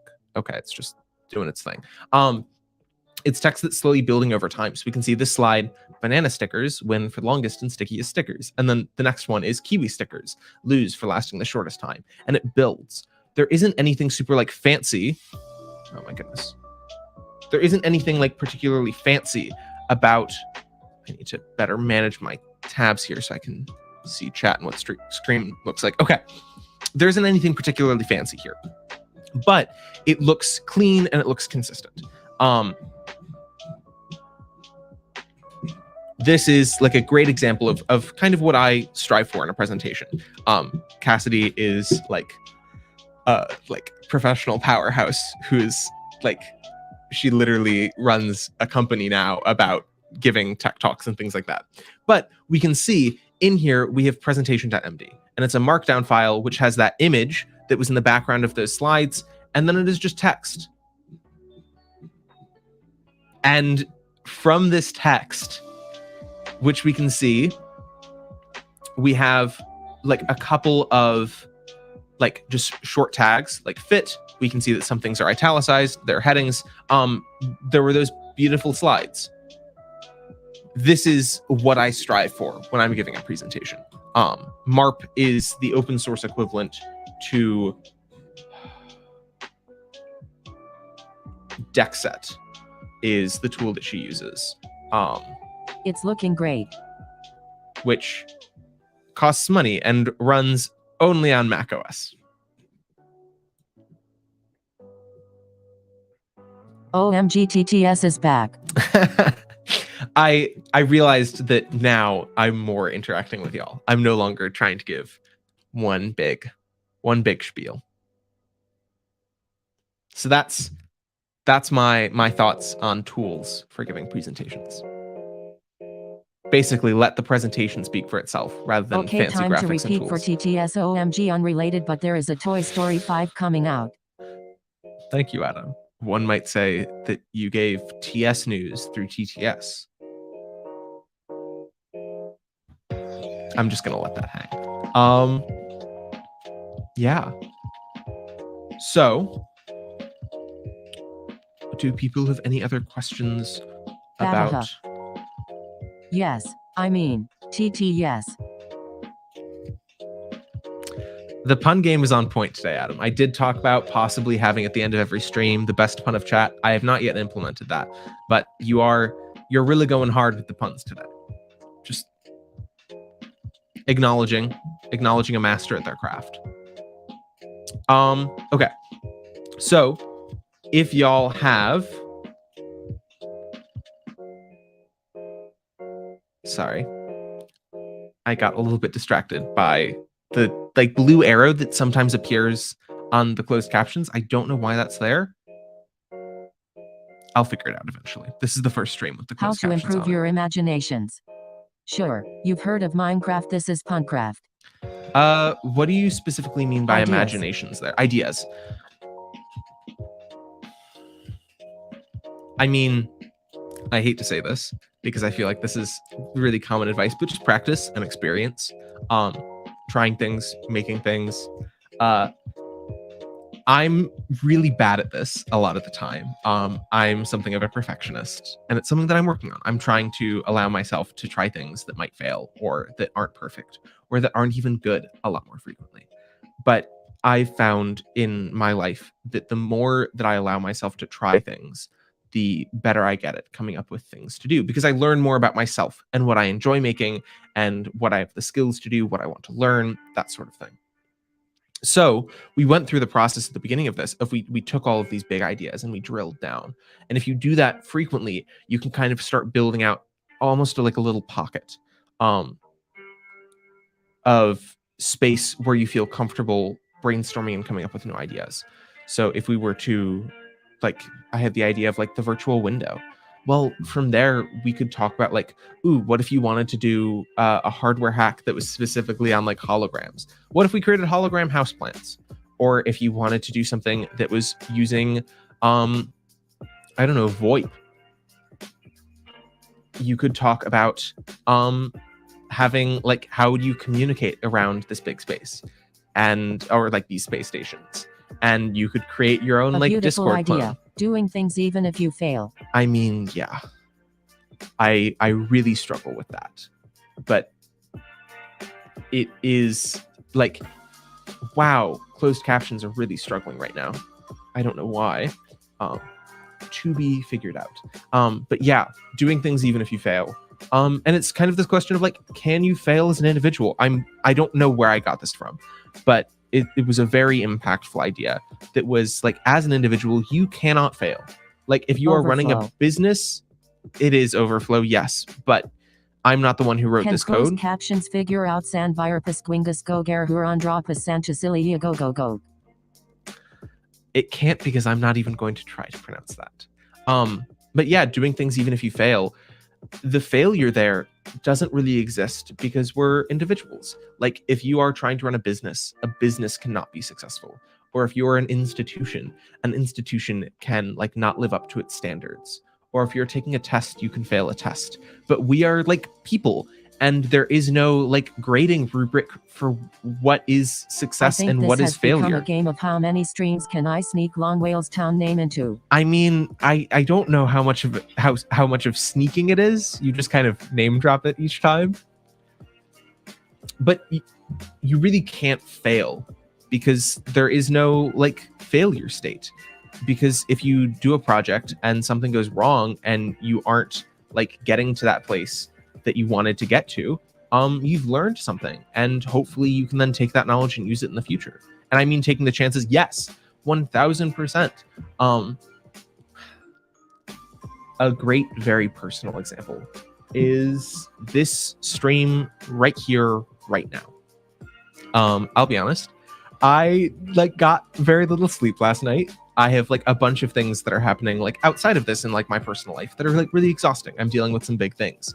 And around like 4:15, I felt so like, oh God, I can't do this. And doing this stream was like taking a chance of like, oh goodness, like this could go really poorly because I might be really exhausted and I might not be able to like do the level of like, there is some amount of performance involved with streaming. But I realized that like worst case scenario, I would just say like, ooh, I can't do this. Like, bye y'all. This stream is going poorly. And I've done that once before. And I took a chance. And I think it's gone okay, but that's like not something I'm very good at yet. Like I'm still learning that as well. Oh my goodness. Like, thanks for the support. That's not why I brought this up. I brought this up as an example of like, I don't know. I try really hard to humanize myself on these streams because I know that when I was on the other side of MLH, I really idolized like coaches just being like, oh my goodness, they're like amazing and can do no wrong and have infinite energy and make really great projects all the time. And yeah, like I also have like confusion and like times of low energy and things like that. Yeah, taking the chances like is really hard. I wish I had infinite energy. I mean, I think we all do. I think the laws of thermodynamics wish that. I mean, thank you. I appreciate that. I don't know. I am human. I try my best. I appreciate that. That being said, okay, it's currently 6:50. I have scheduled until 7 to do this how to pitch a project and choose an idea. And then 7 to 8, we are doing a fake artist goes to New York, which is a very fun mini event about that is both a bluffing and a guessing game, and it is also a drawing game. So I'm really excited for that. But I promised people that I would upload the code for the text-to-speech chatbot that we're using. So I'm going to switch over to that to make sure that I can send that. But first, I want to answer the questions that just came in chat. How do you get out the documentation pipeline?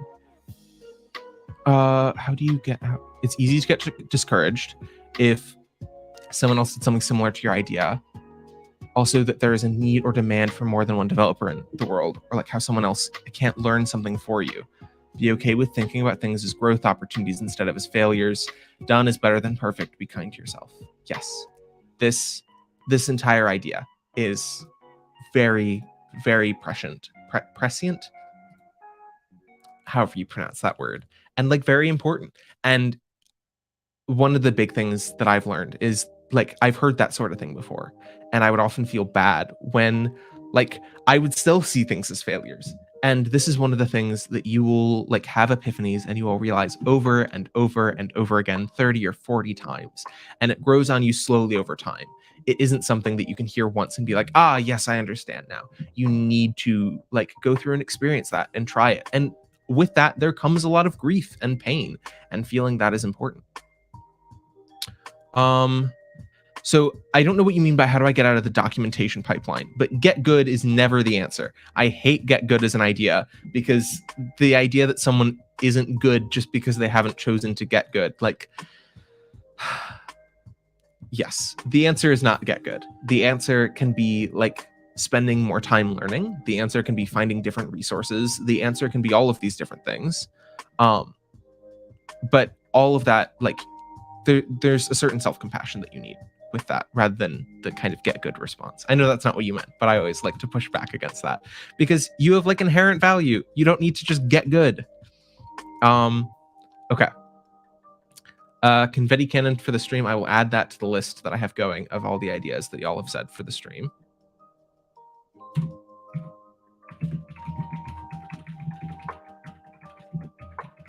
There was a really cool plugin at one point where if people put emotes in chat, those emotes would explode like confetti over the screen that I want to set up eventually.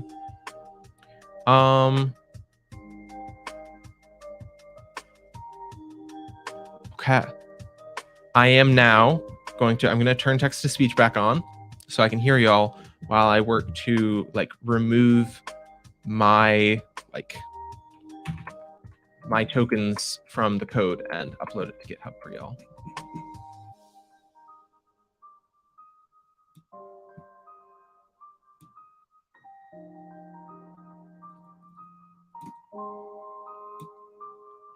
Blahaj. Blahaj. What if I were to say Blahag? Yes. Oh, that is worse than Blahaj. Blahage? Blockage is not what I'm looking Blahaj for. is the answer to every question.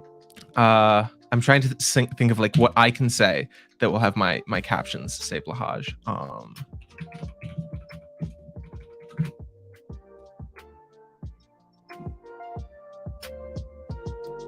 Try Blahaj. Blahage? Blahaj. Blahage. Blahage. Blahaj. Sadly, no.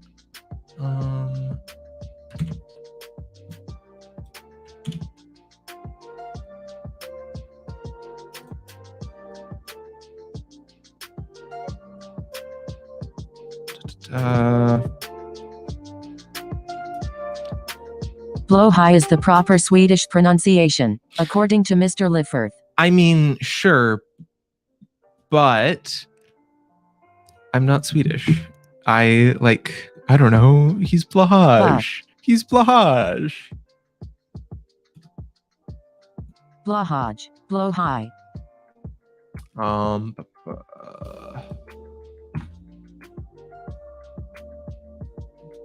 I am getting into the game. Blahaz. Blahaz.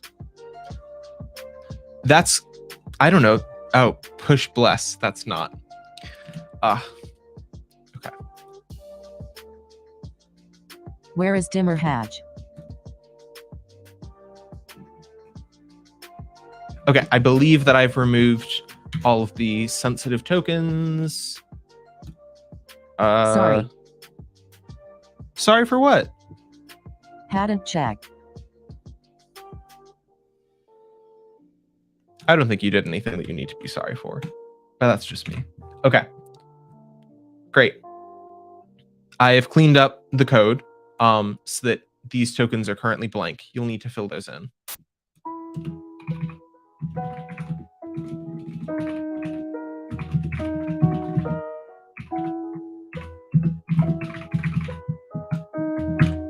But then I'm going to upload this code for y'all to GitHub.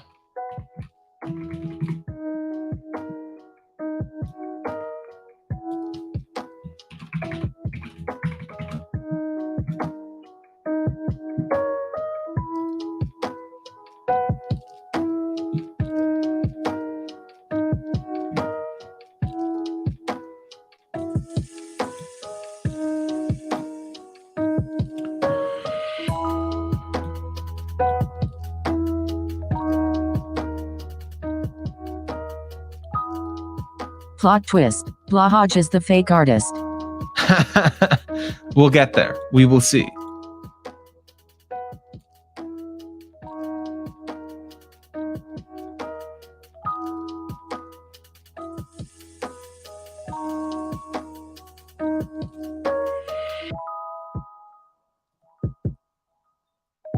Ugh. Blahaj more like Blahardist. That is, I think that's the most pun that you have had thus far, Adam. By the way, the captions are slightly cut off. Yeah.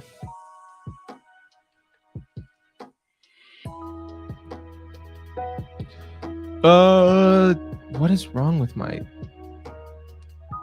GitHub? I'll do my best to fix the captions. I'm gonna take some downtime between streams to reset, drink some water, stand up, walk around. I encourage y'all to do the same.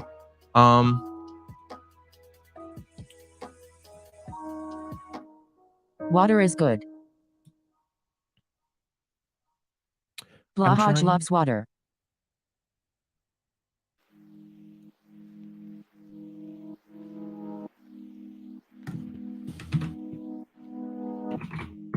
Do I have Git?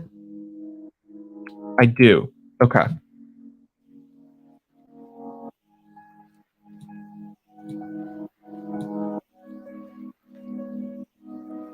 Ugh. I have borked the repo that I was trying to set up. I will need to do this again.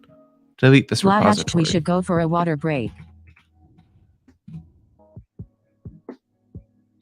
Oh my goodness.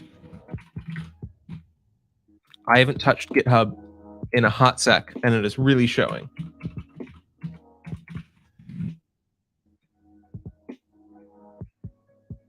Where is your Hodge dimmer? It's to my left. I will grab it during our break.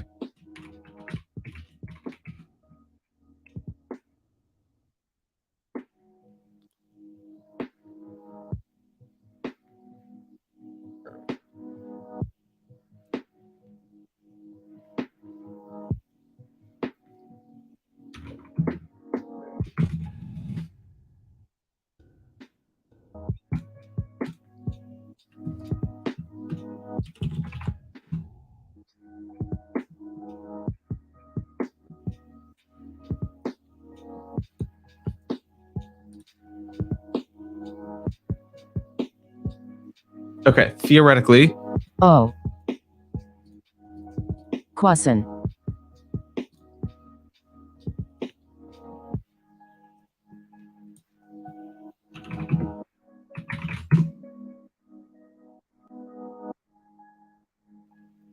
What? TTS bingo complete.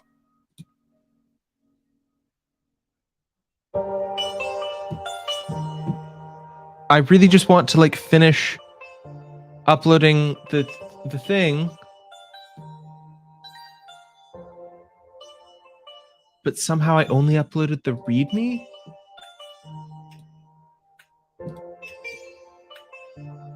Oh. That's the thing, right? Git add A. There we go. Git commit data. Git push. Git.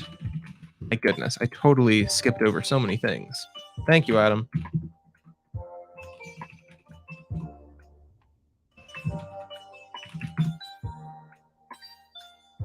I thought you mean Blahaz means the plush toy. I felt sorry, but it's weird to know it's actually Blahaj, hahaha.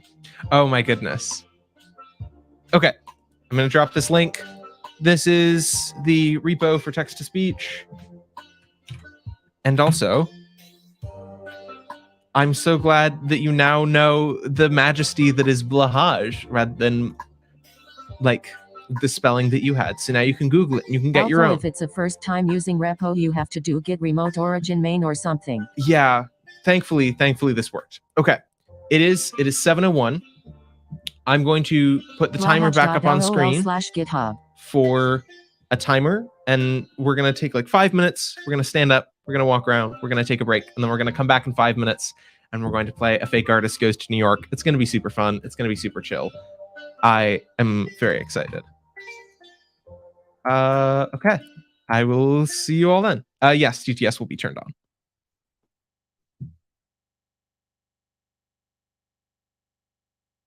Yay TTS. Live, laugh, love TTS.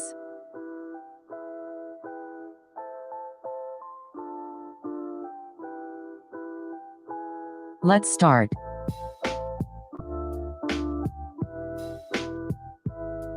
Live long. Our voice.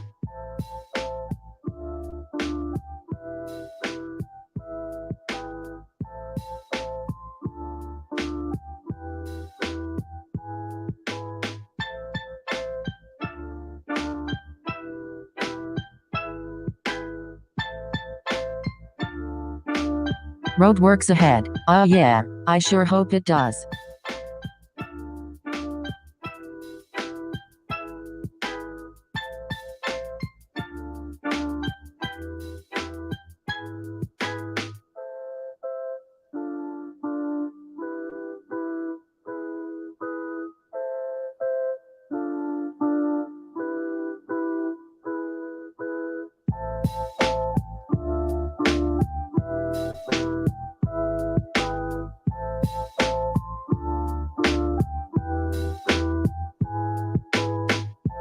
Mom say who wants lasagna? Who wants lasag blogger?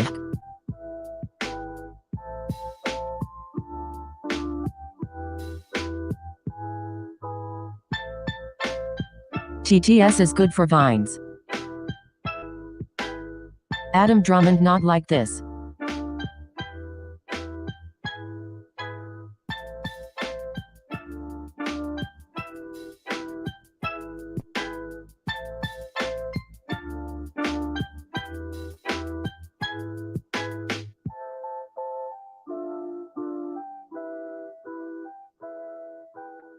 Didn't meant that. Stored. I cold a dropped my croissant.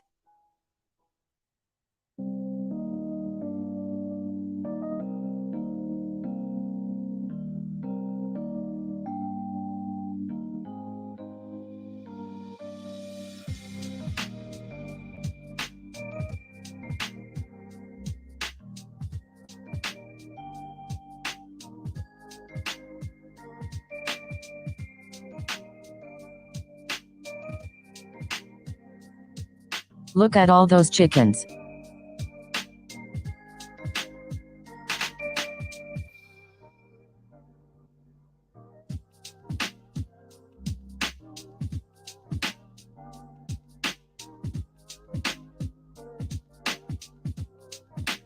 Lol lol.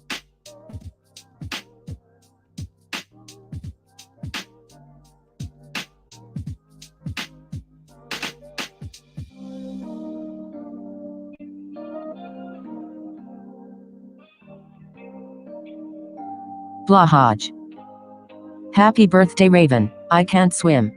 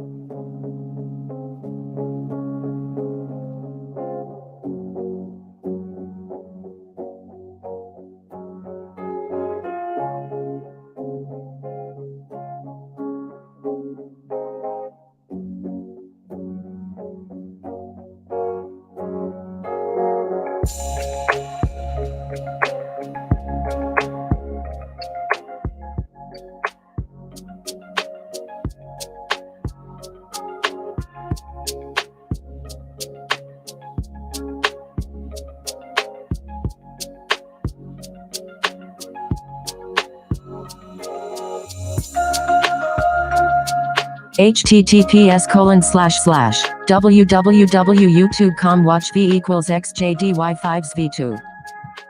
Welcome back, y'all. Oh my goodness. I'm gonna take a sec. I'm gonna drop a link in chat. This link OMG, it's Dimmer. Fake artist. Is the link for Fake Artist. Go ahead and go to that link, and I will explain what to do in one moment. But first, I need to try fixing these captions. Cute background, Haj. Yes, I have Blahaj in the background now. What has happened to you, captions? Okay. Testing. Okay. Her hand was covering Haj, that was not very live, laugh, love. I'm sorry. I'll try to be more live, laugh, love in the future. Okay, it looks like it's working better now.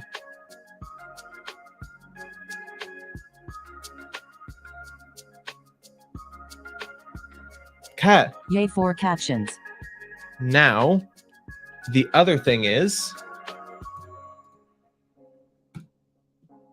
I have copied a link and I'm pasting it in chat. https:// This link is to be able to join the stream. Feel free to come on in here, talk with me, come on up here with me. A Fake Artist Goes to New York is best played when people are joking and laughing and having lots and lots of fun. So feel free to hop on into the stream if you feel comfortable with that. If not, that's totally okay as well. I am going to use a slightly different stream setup than I normally use. Hi, Adam. Welcome. Hi. Hi. Oh, I've lost StreamYard now. Oh, there it is. Hi. Let me put some light on. Hold on. I'm going to check. This is the first time that... Okay. I'm going to change my stream setup to be more traditional MLH. This will mean...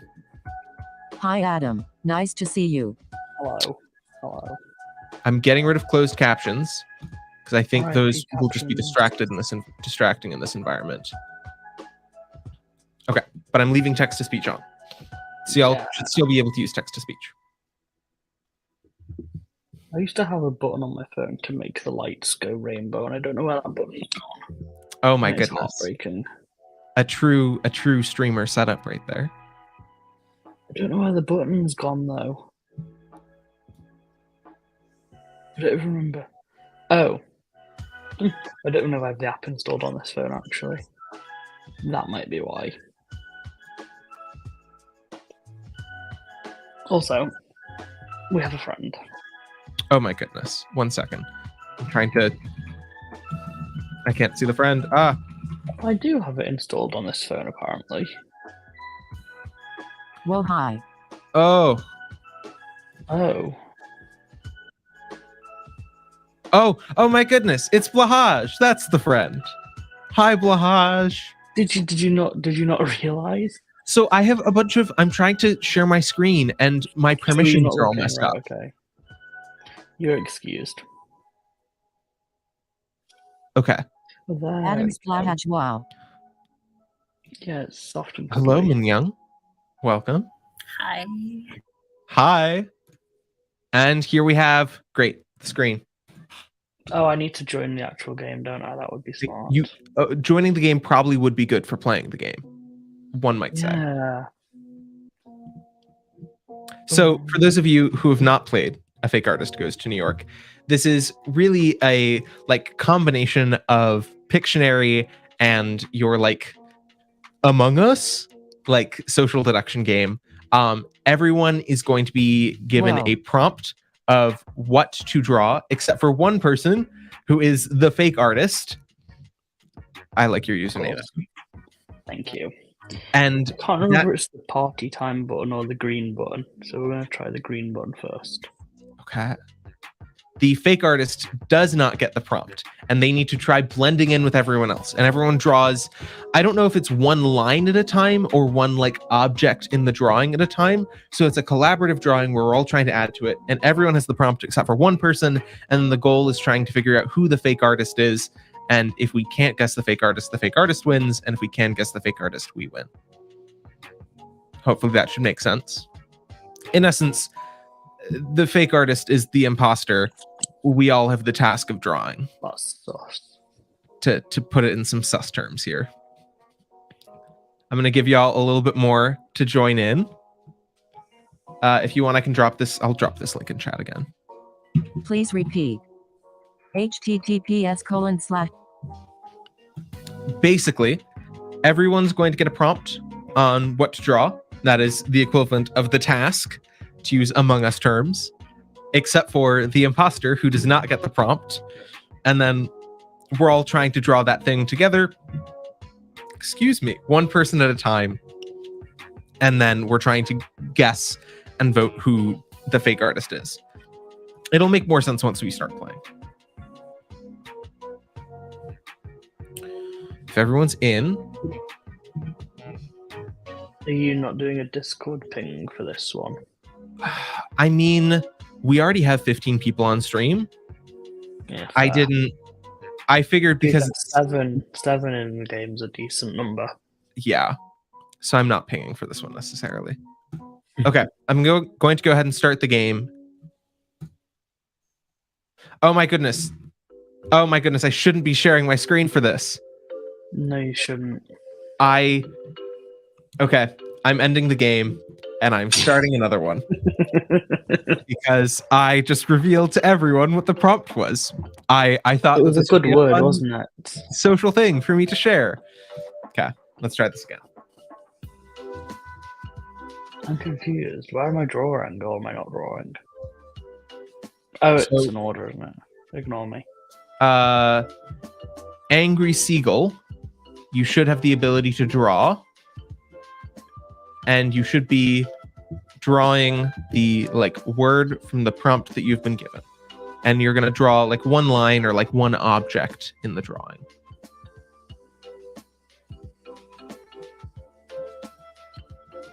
I like the music.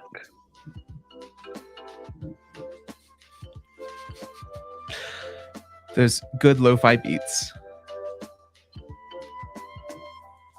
Oh, we lost Angry Seagull. Oh, That's what do we do now? I think that makes it Minyoung's turn. Oh, okay. I thought for a second the game was just dead and broken. Wait, it's my turn? It should be. So, Because it You're doesn't right. say so. What? it's been a while since I played this. I can't remember how to play it. I've never played Okay. this. I'm ending Oh. the game Oh, and I'm looking to see. I'm going to. Okay. I'm going to try looking. Okay. 1 sec. Ba-ba-da-da-ba-ba-ba. Okay. I'm going to share this screen now. I basically have started a second instance of this, which I'm just going to play with myself. Okay, how do I am number 1. It's giving me the category, location. I'm the fake artist. How do I actually draw? I don't get it. I'm sorry. I thought that this would work. Oh my goodness.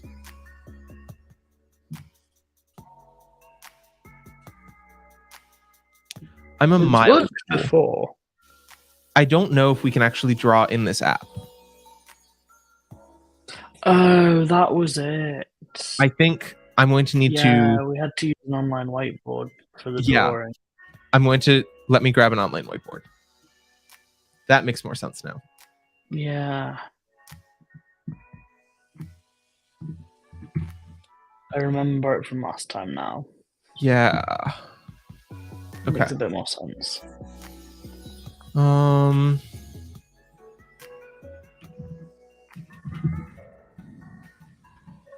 I'm mad because the online whiteboard that I liked has gone. RIP. Okay. Will Miro work? Yeah, it looks like Miro will work. Great. Oh, that has traumatic flashbacks for me. Oh To no.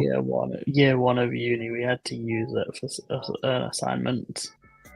Oh, How do I share this? Share board. dreadful. Yeah. So sorry for your Miro related trauma. https:// Okay. That whiteboard I can share. I was like, I know that I need to share something on stream. Hmm.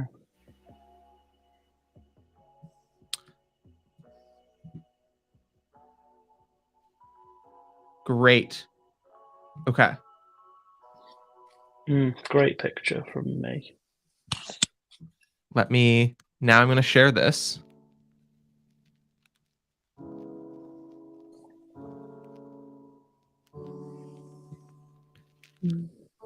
There we go. Now everyone can see this. Beautiful drawing. I wonder who drew it. I'm going to erase that. And let's try this again.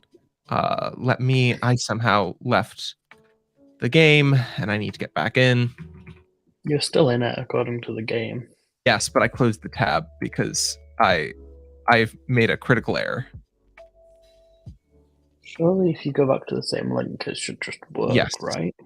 Yes, theoretically. Theoretically, yeah. How are people confettiing? That's so cool. I want a confetti. Okay, great. Now we are going to start the game. Who's going first? I am. I'm second to last. I am going first. Okay.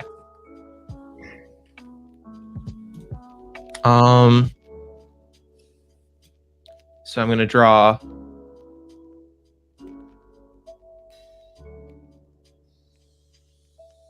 one piece of the puzzle, and then I'm going to turn it over to the second person to now draw.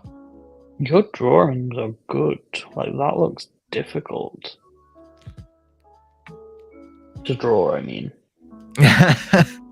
I mean, I like the online whiteboard because to a certain extent, there is nothing that you can do. Like, we're very limited. Oh, Okay. I didn't realize that works quite well. So it is, I don't know how to pronounce your username, but HBG, it's you. I don't know if this line here, if that was you or not.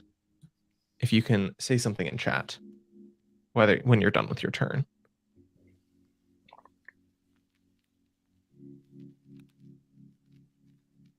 You did say, oh, you were the one saying you don't get it. You should hopefully have a prompt up on your screen, and you should draw one part of that prompt. Unless you're the fake artist. Don't. That means you're the fake artist, and you're trying to blend in by just adding something to this in the category of mythology. So I've started drawing something to do with mythology, and you can just add to that.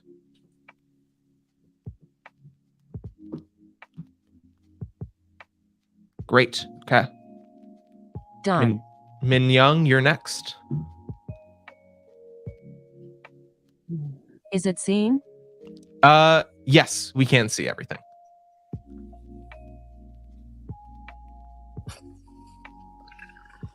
I'm not sure how to take on from here, but let me try. Oh. I was thinking the same. Oh my goodness. Y'all need to learn some more mythology. Oh, okay. Oh, I love text to speech. I'm so Greatest glad. idea ever. Great. Wait, are those black? I'm pointing at the screen. I really can't see my finger. Are those black dots supposed to be like eyes? I mean, I don't believe we're allowed to table talk. Oh. Okay. Who's up Rules. next? It is Picasso. Picasso, Oh, you're that up should be next. good then. Oh. I get the feeling someone's not finished yet. Unless that is Oh. Picasso drawing. I thought the face and the little details were Mignon. And then the hoofs are Picasso. That's my understanding. By the looks of things, they're done. And Adam, it's your turn. Oh god. I don't even know what to add to this, like. Oh, I've lost the tab. I guess I'm gonna. I'm not a good artist. I just want to preface. You don't need to be a good artist. That's okay. We love you, Adam. Oh, thanks. You are only good. The problem is, whenever I go to draw something, it always goes really human art. Like whenever I was a kid, I could never draw humans because I could never draw hands, and I don't really know how to draw hands for this thing either. So they kind of just. I read those as hands. We're doing Left one more definitely more than the abstract right one. concepts here. Yeah, kind of like it. Kind of looks like this a bit. I don't know. That's me done because I don't know how to draw any better, to be honest. Great. Okay, now it's Halal. I am good at painting. I love it. Oh my goodness. Good for you. I'm so We have glad for you. who's good at Maybe that painting. means It's as your long turn as now. you aren't the fake artist, it might make the drawing actually look like something real. It's mythology. They're not real, but you get me. Blahaj gets you too. What gets me? Just words. I'm going to while Halal is drawing, grab my Blahaj from the background and move him into the foreground. Good choice. Our Blahajas can touch on a spiritual level. This is where we do some like magic trick where I make my Blahaj go up and it appears in your screen. Okay.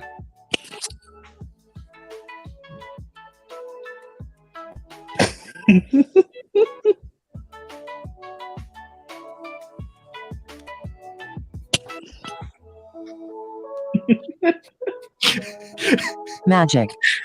This was a dumb idea, but I love it so much. Okay. Wow. Me too. Halal, Thanks for you Twitch added your I also love it.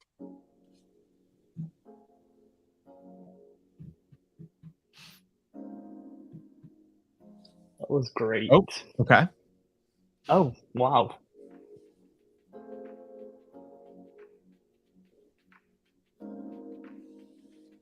Is this like black fire coming out of the mouth?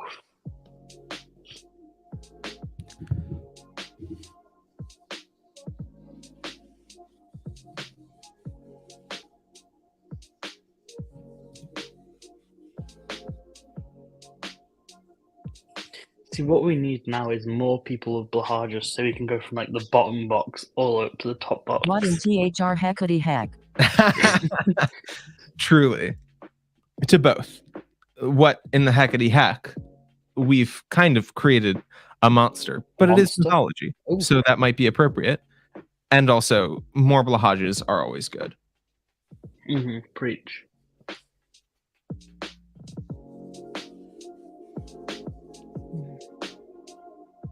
This one came from Ryan. Oh my goodness. Wait, This is one of the nine. This is one of the 19. So what happened to the Blahaj that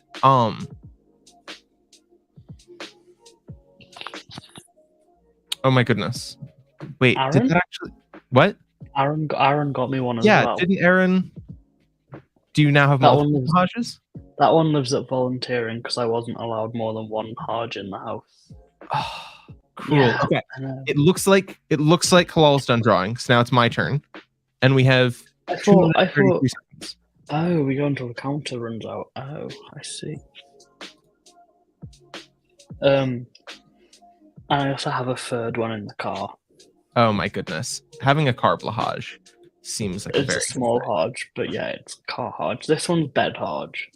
Then there's car Haj, and then there's volunteering Haj, which doesn't quite have the same ring to it. Okay, I've added my extra piece, which is over here. It's not my best work, but I tried.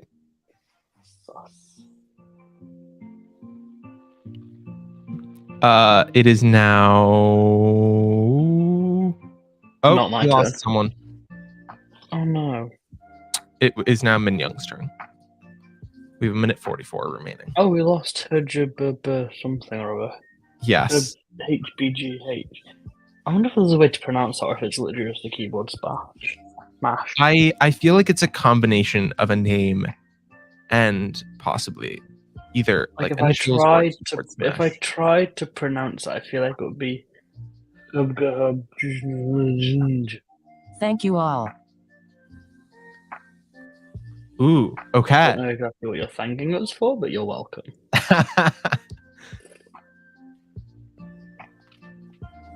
Nice drawings. Who's this again? This is Min Young right now. Minion. Nice drawings.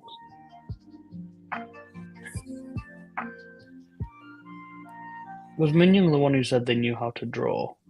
No, that's Halal. Who's that? Ah,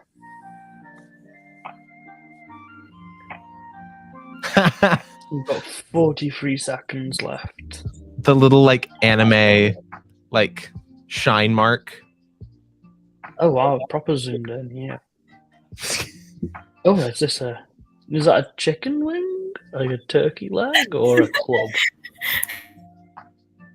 I think I read it as a club, but we will see. I have no idea what I had to draw. I just did what was shown on my fake artist page. I mean, that is valid if you aren't like aware of mythology. Yeah, It'd be more difficult. it's an odd term to choose. Not gonna lie. I gave it the like choose for us, but for the next Yeah. round, I probably am going to choose something. If you don't, I will. Oh. Mhm. Uh-huh. You have a threat. Okay. I think that is time. Great. We need to have Now. a really dramatic noise. We need to choose who we think is the fake artist. Looking at the list, and looking at the drawing. Mm. So the key here is we're going to vote, but we want to make sure that we want to make sure that in this conversation we don't give the fake artist the ability to be like, oh no, this is what it is. Because if the fake artist, I forgot to say this until this moment, can guess what it is we were supposed to be drawing, they win regardless of whether or not we guess them. That's not very live, laugh, love from me. I want to lie on Blahaj, but it doesn't get in camera. There we go. Okay.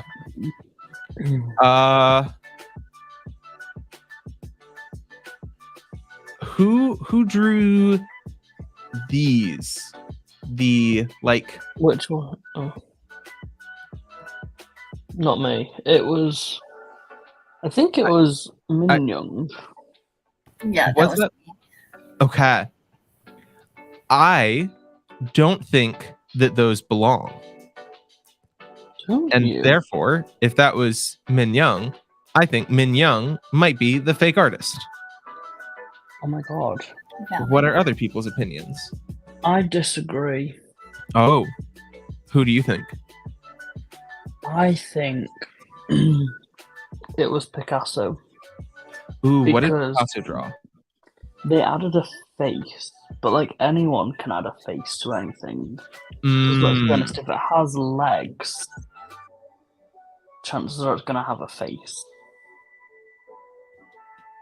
And the implication of horns would imply it's a head. So therefore True. you just sort of slapped a face onto it.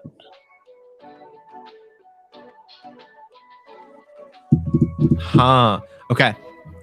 I'm voting for Min Young.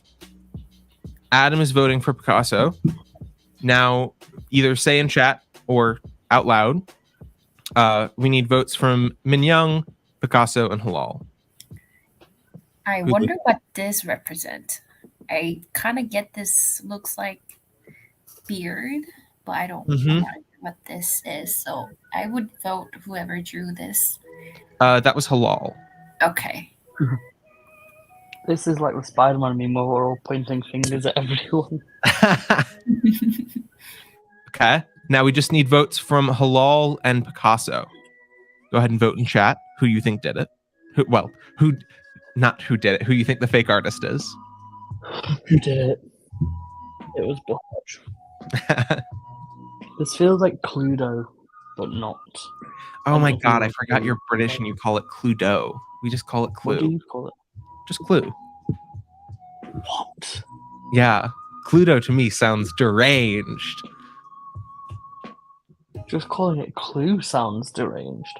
Oh, we Ah. are talking about the same. We are talking about the same game, aren't we? Where you have to go to the Yes. pool in the middle to make your accusation. Yes. Oh, I love a game of Cluedo. I also love a game of Monopoly. I am voting for myself. Don't know whether I should do it or not. You should not vote for yourself. You're voting for who you think is the fake artist. If you are the fake artist, you're trying to pretend that you are a real artist. Oh, Picasso's typing. I vote for Halal, and Halal voted for himself. So what we're gonna do, because this is the like first game, we're just gonna like we're playing for fun. Okay, It's fine. Then Menayon. Okay. we have a tie between Min Young and Halal, and I don't know what to do in case of a tie. Okay. We're Kick gonna them do it. both out? No. Is that no? We're gonna That's do a not what coin flip. happens. They both survive, don't they? We're going to do a coin flip. Do you have a coin? Ah. So if it is, I'm going to flip But this who again. was heads and who was tails? No, this is whenever you Google it, it automatically does one. But I'm going to click the button. If it is heads, it's Min Young. If it's tails, it's Halal. Oh, is it supposed to be Picasso instead? Picasso voted No. for Halal. Because Halal. there are 2 votes for Halal and 2 votes for you. Yeah. And only 1 Oh, for me. okay. And 1. No, not 1 for me. So There was then 1 for Picasso. I believe None for me and none for Dimmer. this is heads, Okay, interesting. which means we voted for Min Young. Are you the fake artist? No, I'm not. We lost. Oh no! Who was the fake artist? Was it Halal? Was it Halal? Or was it Picasso? Or it could have been HPG. Oh, yeah, imagine. Oh, it's me. Oh my goodness. Okay, I thought it Yeah, could be you you, shouldn't vote for yourself. but I was Leon. yeah, this is game 1. We have time for another game, and then we will play again. Let me share my screen Okay, where's the fake artist thing gone? Okay. Are we using the same link, yeah? Yes, same link. Okay, great. This word. Oh. Did you go for a random one or did you? come Now, up with I this know one? what to do. Now everyone knows what to do. I went for a random one. I was halfway through putting a custom one in, and then you'd click the button and it voided everything I did. Okay, I'm sorry. Rip. But wait, let me erase everything. Goodbye. Wait, no. Why just erase? move. Don't We're just erase gonna it. move Just over. move. Yeah, sorry. Okay. We're going I'll to do what I draw. did last time and draw a big box around it. Yeah, there we go. Within this box. Who's first? Halal, you are drawing first. And now you know what to do.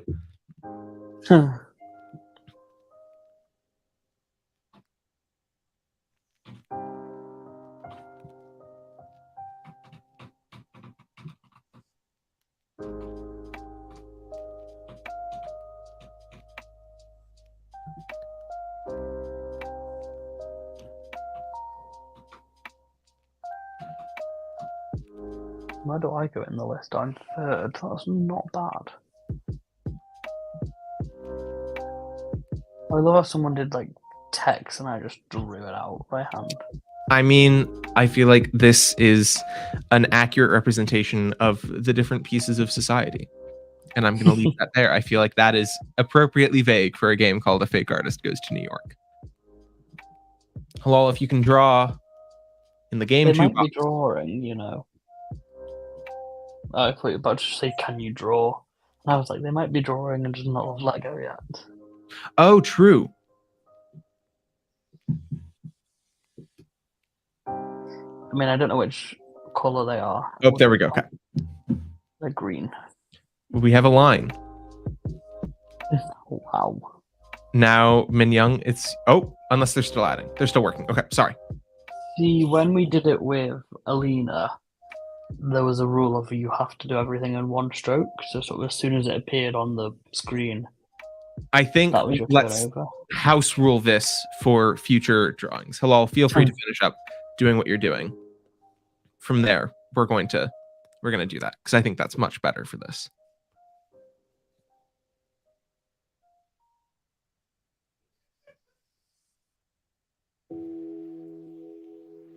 Lots of lines.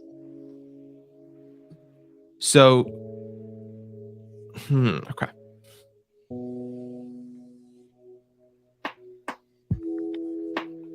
I'm going to cut you off there. It is now Min Young. Yeah. Yeah. And now we're going with the house rule of only having one, like, singular stroke to do everything. Oh, hold on. That's a bit unfair to do mid-game. I'm sorry. but we're After doing it. Halal got about 20 strokes, and now we I all mean, get one each. But it makes sense within this context. Like, I'm not necessarily going to hold like the strongest piece to that. I'm at least I going mean, to. Minyung's already had about 5 or 6, not I gonna mean, lie. it's fine. I should have thought about that earlier. I'm learning. This is my first time running a Fake Artist Goes to New York. I've played this game in person, but I haven't ever played it online. I didn't think about these things. How do you play it in I didn't person? know. That's quite fun. That sounds fun. Yeah. Is it just like a piece of paper in the middle and everyone goes up Yeah. and... Ooh, Okay. interesting.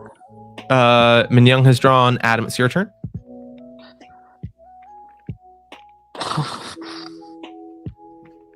I kind of really want to draw, the alien from The Simpsons. It looks perfectly set up to draw. Oh, I moved a piece. This isn't my turn, but I just kind of want to show what I'm imagining. Adam, Like, if you draw draw it, it is going to be that. your turn. Oh my goodness. It wasn't a very good drawing. It probably kind of looked bad, but I'm sure you get what I'm just trying to say there. Yes. I kind of want to. I'm breaching the 1-stroke rule since everyone else has. That is But fine. now it still looks like the Simpsons thing. I know what I'm trying to draw, and I don't really know what it looks like. In fact, I'm just gonna cross that out. Oh no, we're not playing Pictionary, are we? We are I'm not. gonna cross that out as well, and I'm gonna change My color. goodness. I'm gonna change color and redraw this bit that I crossed out before. There we go. That's my turn. Oh my goodness. And of course, right now my mouse is completely chosen For to. whatever reason, I thought we were playing Scribble. Oh my goodness. Yeah, that makes sense. They feel kind of similar. It is now Picasso. Your turn.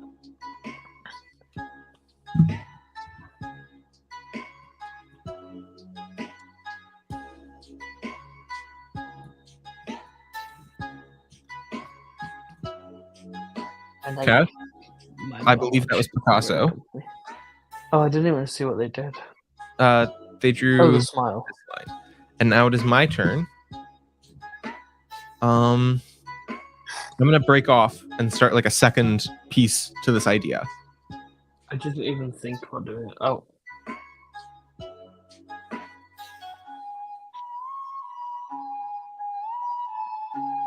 Oh, you're actually doing the 1-stroke thing. I'm trying. Okay. Oh, that's a good one. I have now drawn. We have 3 minutes and 47 seconds remaining, and we go back to Halal. Oh, beautiful. Who, me? Oh. It's Blahaj. Yeah, of course. You can have some close-up Haj.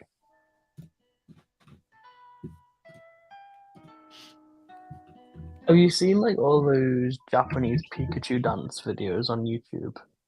I have not. No.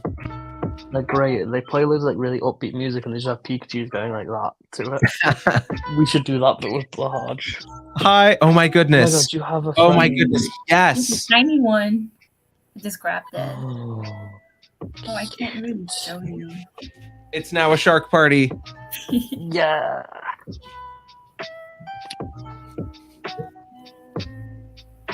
Oh my God, that is so cute. I know. Who's drawing at the moment? I believe that it is currently Halal. Right. I see. And then after Halal, Oh, it's free Minyoung. Blahaj. Okay. Halal looks like they've finished. Minyoung, it is now your turn.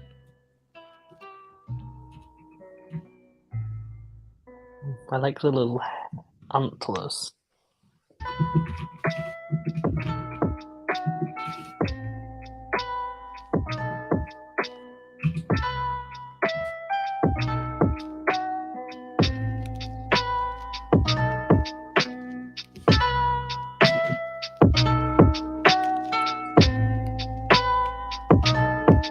Okay. Perfect. Min Young. Now, Adam, it's your turn. Genuinely have no idea what to add to this. I mean, we have. I believe this is why if I just one line rule is good, because I think we kind of went there too Yeah. fast. Yeah, I agree. I kind of want to think for a minute and then do something to prove that I know what the word is at the end. I mean, we have, only a minute 16 seconds. Yeah. Oh, smart drawing. What is that? Oh, wow, that's cool. That's so cool. I just discovered that. Can it do circles as well? No, it cannot. That's not so live, laugh, love. I mean, I love Adam stalling here, just adding the suspicion. It can do squares. Ooh, that's a fun shape. Oh, it did a circle that time. Clearly my first circle just wasn't circly enough.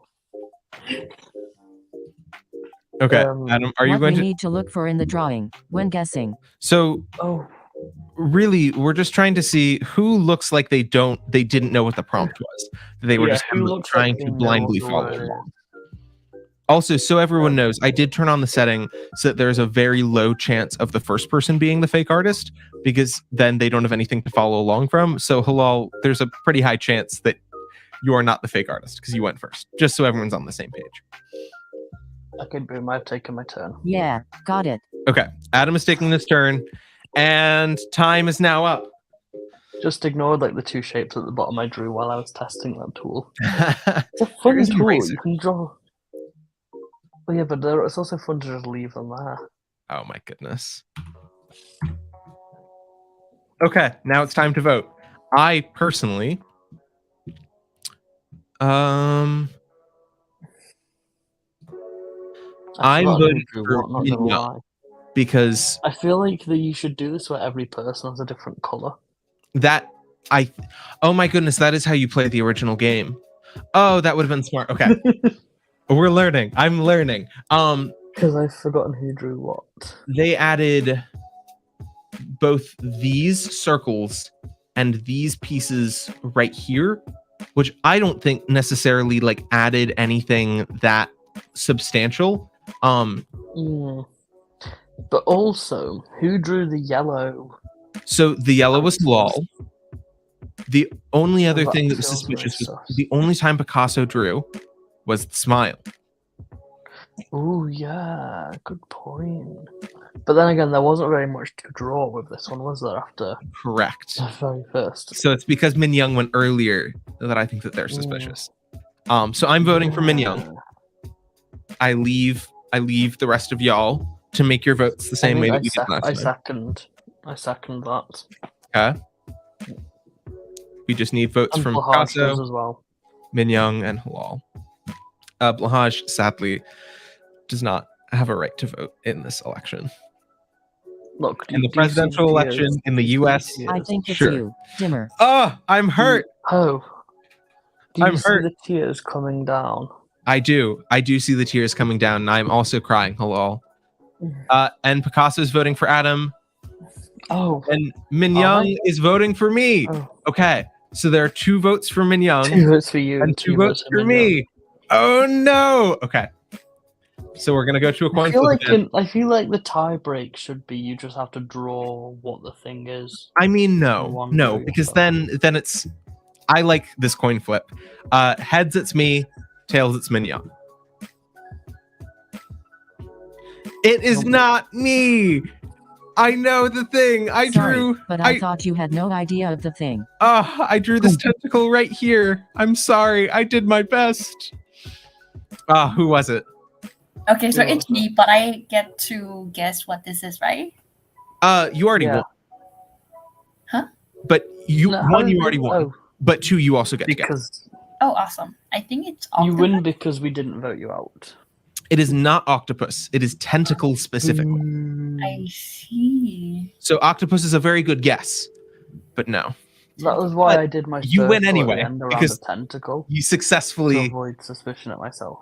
I see. Yeah. And I Cat. was like, how can I stall? Because if I drew the circle around and there was still another minute, Tentacles. then whoever was after me, Picasso, would have known what it was. My goodness.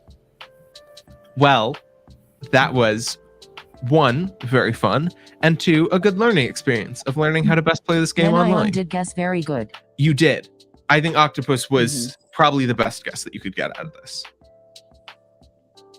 With that, we don't have time for another game, and That's we've been heartbreaking. together for 2 hours and 50 minutes now. So I'm just going to quickly drop the links in chat for check-in, because I forgot to drop Shout. the link for the first check-in. https Well, the first one will be Text-to-speech. expired. No. Text-to-speech. .io/participants/events/ There we go. Yeah, Okay, the that's first for the one's first one. expired. You can't check in on the first one anymore. Oh no. Ugh. I'm so sorry, y'all. It was in. Oh. Okay, someone was able to. You can register just now, but you can't check in. Well, it was. I don't know. I'm sorry. I've just tried it myself. The second one is for this one, which you should be able to check in for. Apologies, y'all. Well, how are you so big? I love it. With I that, can't get him on camera though. I am going to switch back to me Oh, and close up. I'm going to switch back to everyone at the end so we can all say goodbye all at once. But I just want to say this has been a wonderful 2 hours and 50 minutes that I've gotten to spend. Adam, I'm coming back to you. Don't worry. This has been a wonderful stream with y'all. Both are like talking about choosing ideas and pitching projects, and now playing A Fake Artist Goes to New York. This has been super fun. This has been my last stream of Global Hack Week February, and I think we definitely went out with a bang. This is probably my favorite stream of the week. Thank you so much for coming. You all, the community part of the Major League Hacking community, are what make these streams amazing. So I really appreciate it. Thank you all for coming. Come back next month in March. There aren't many streams remaining. There is a stream an hour from now, possibly. It is like in yellow on our schedule. It might be canceled. There are streams coming up in the schedule. Oh my goodness. I'm so glad. That makes me so happy. I hope you had a great time. I know I did. There are a couple more workshops for this week, but after that, MLH runs Hackathons every weekend, and we'll be having another Global Hack Week in March. So I hope to see you all then. With that, I'm going to bring Adam back on. Hi, Adam. moment, yeah. Hi. Hi. And we're going to say goodbye. Thank you all so much Bye. for coming, and bye. Have a good night. Happy hacking. Happy hacking. Bye, y'all.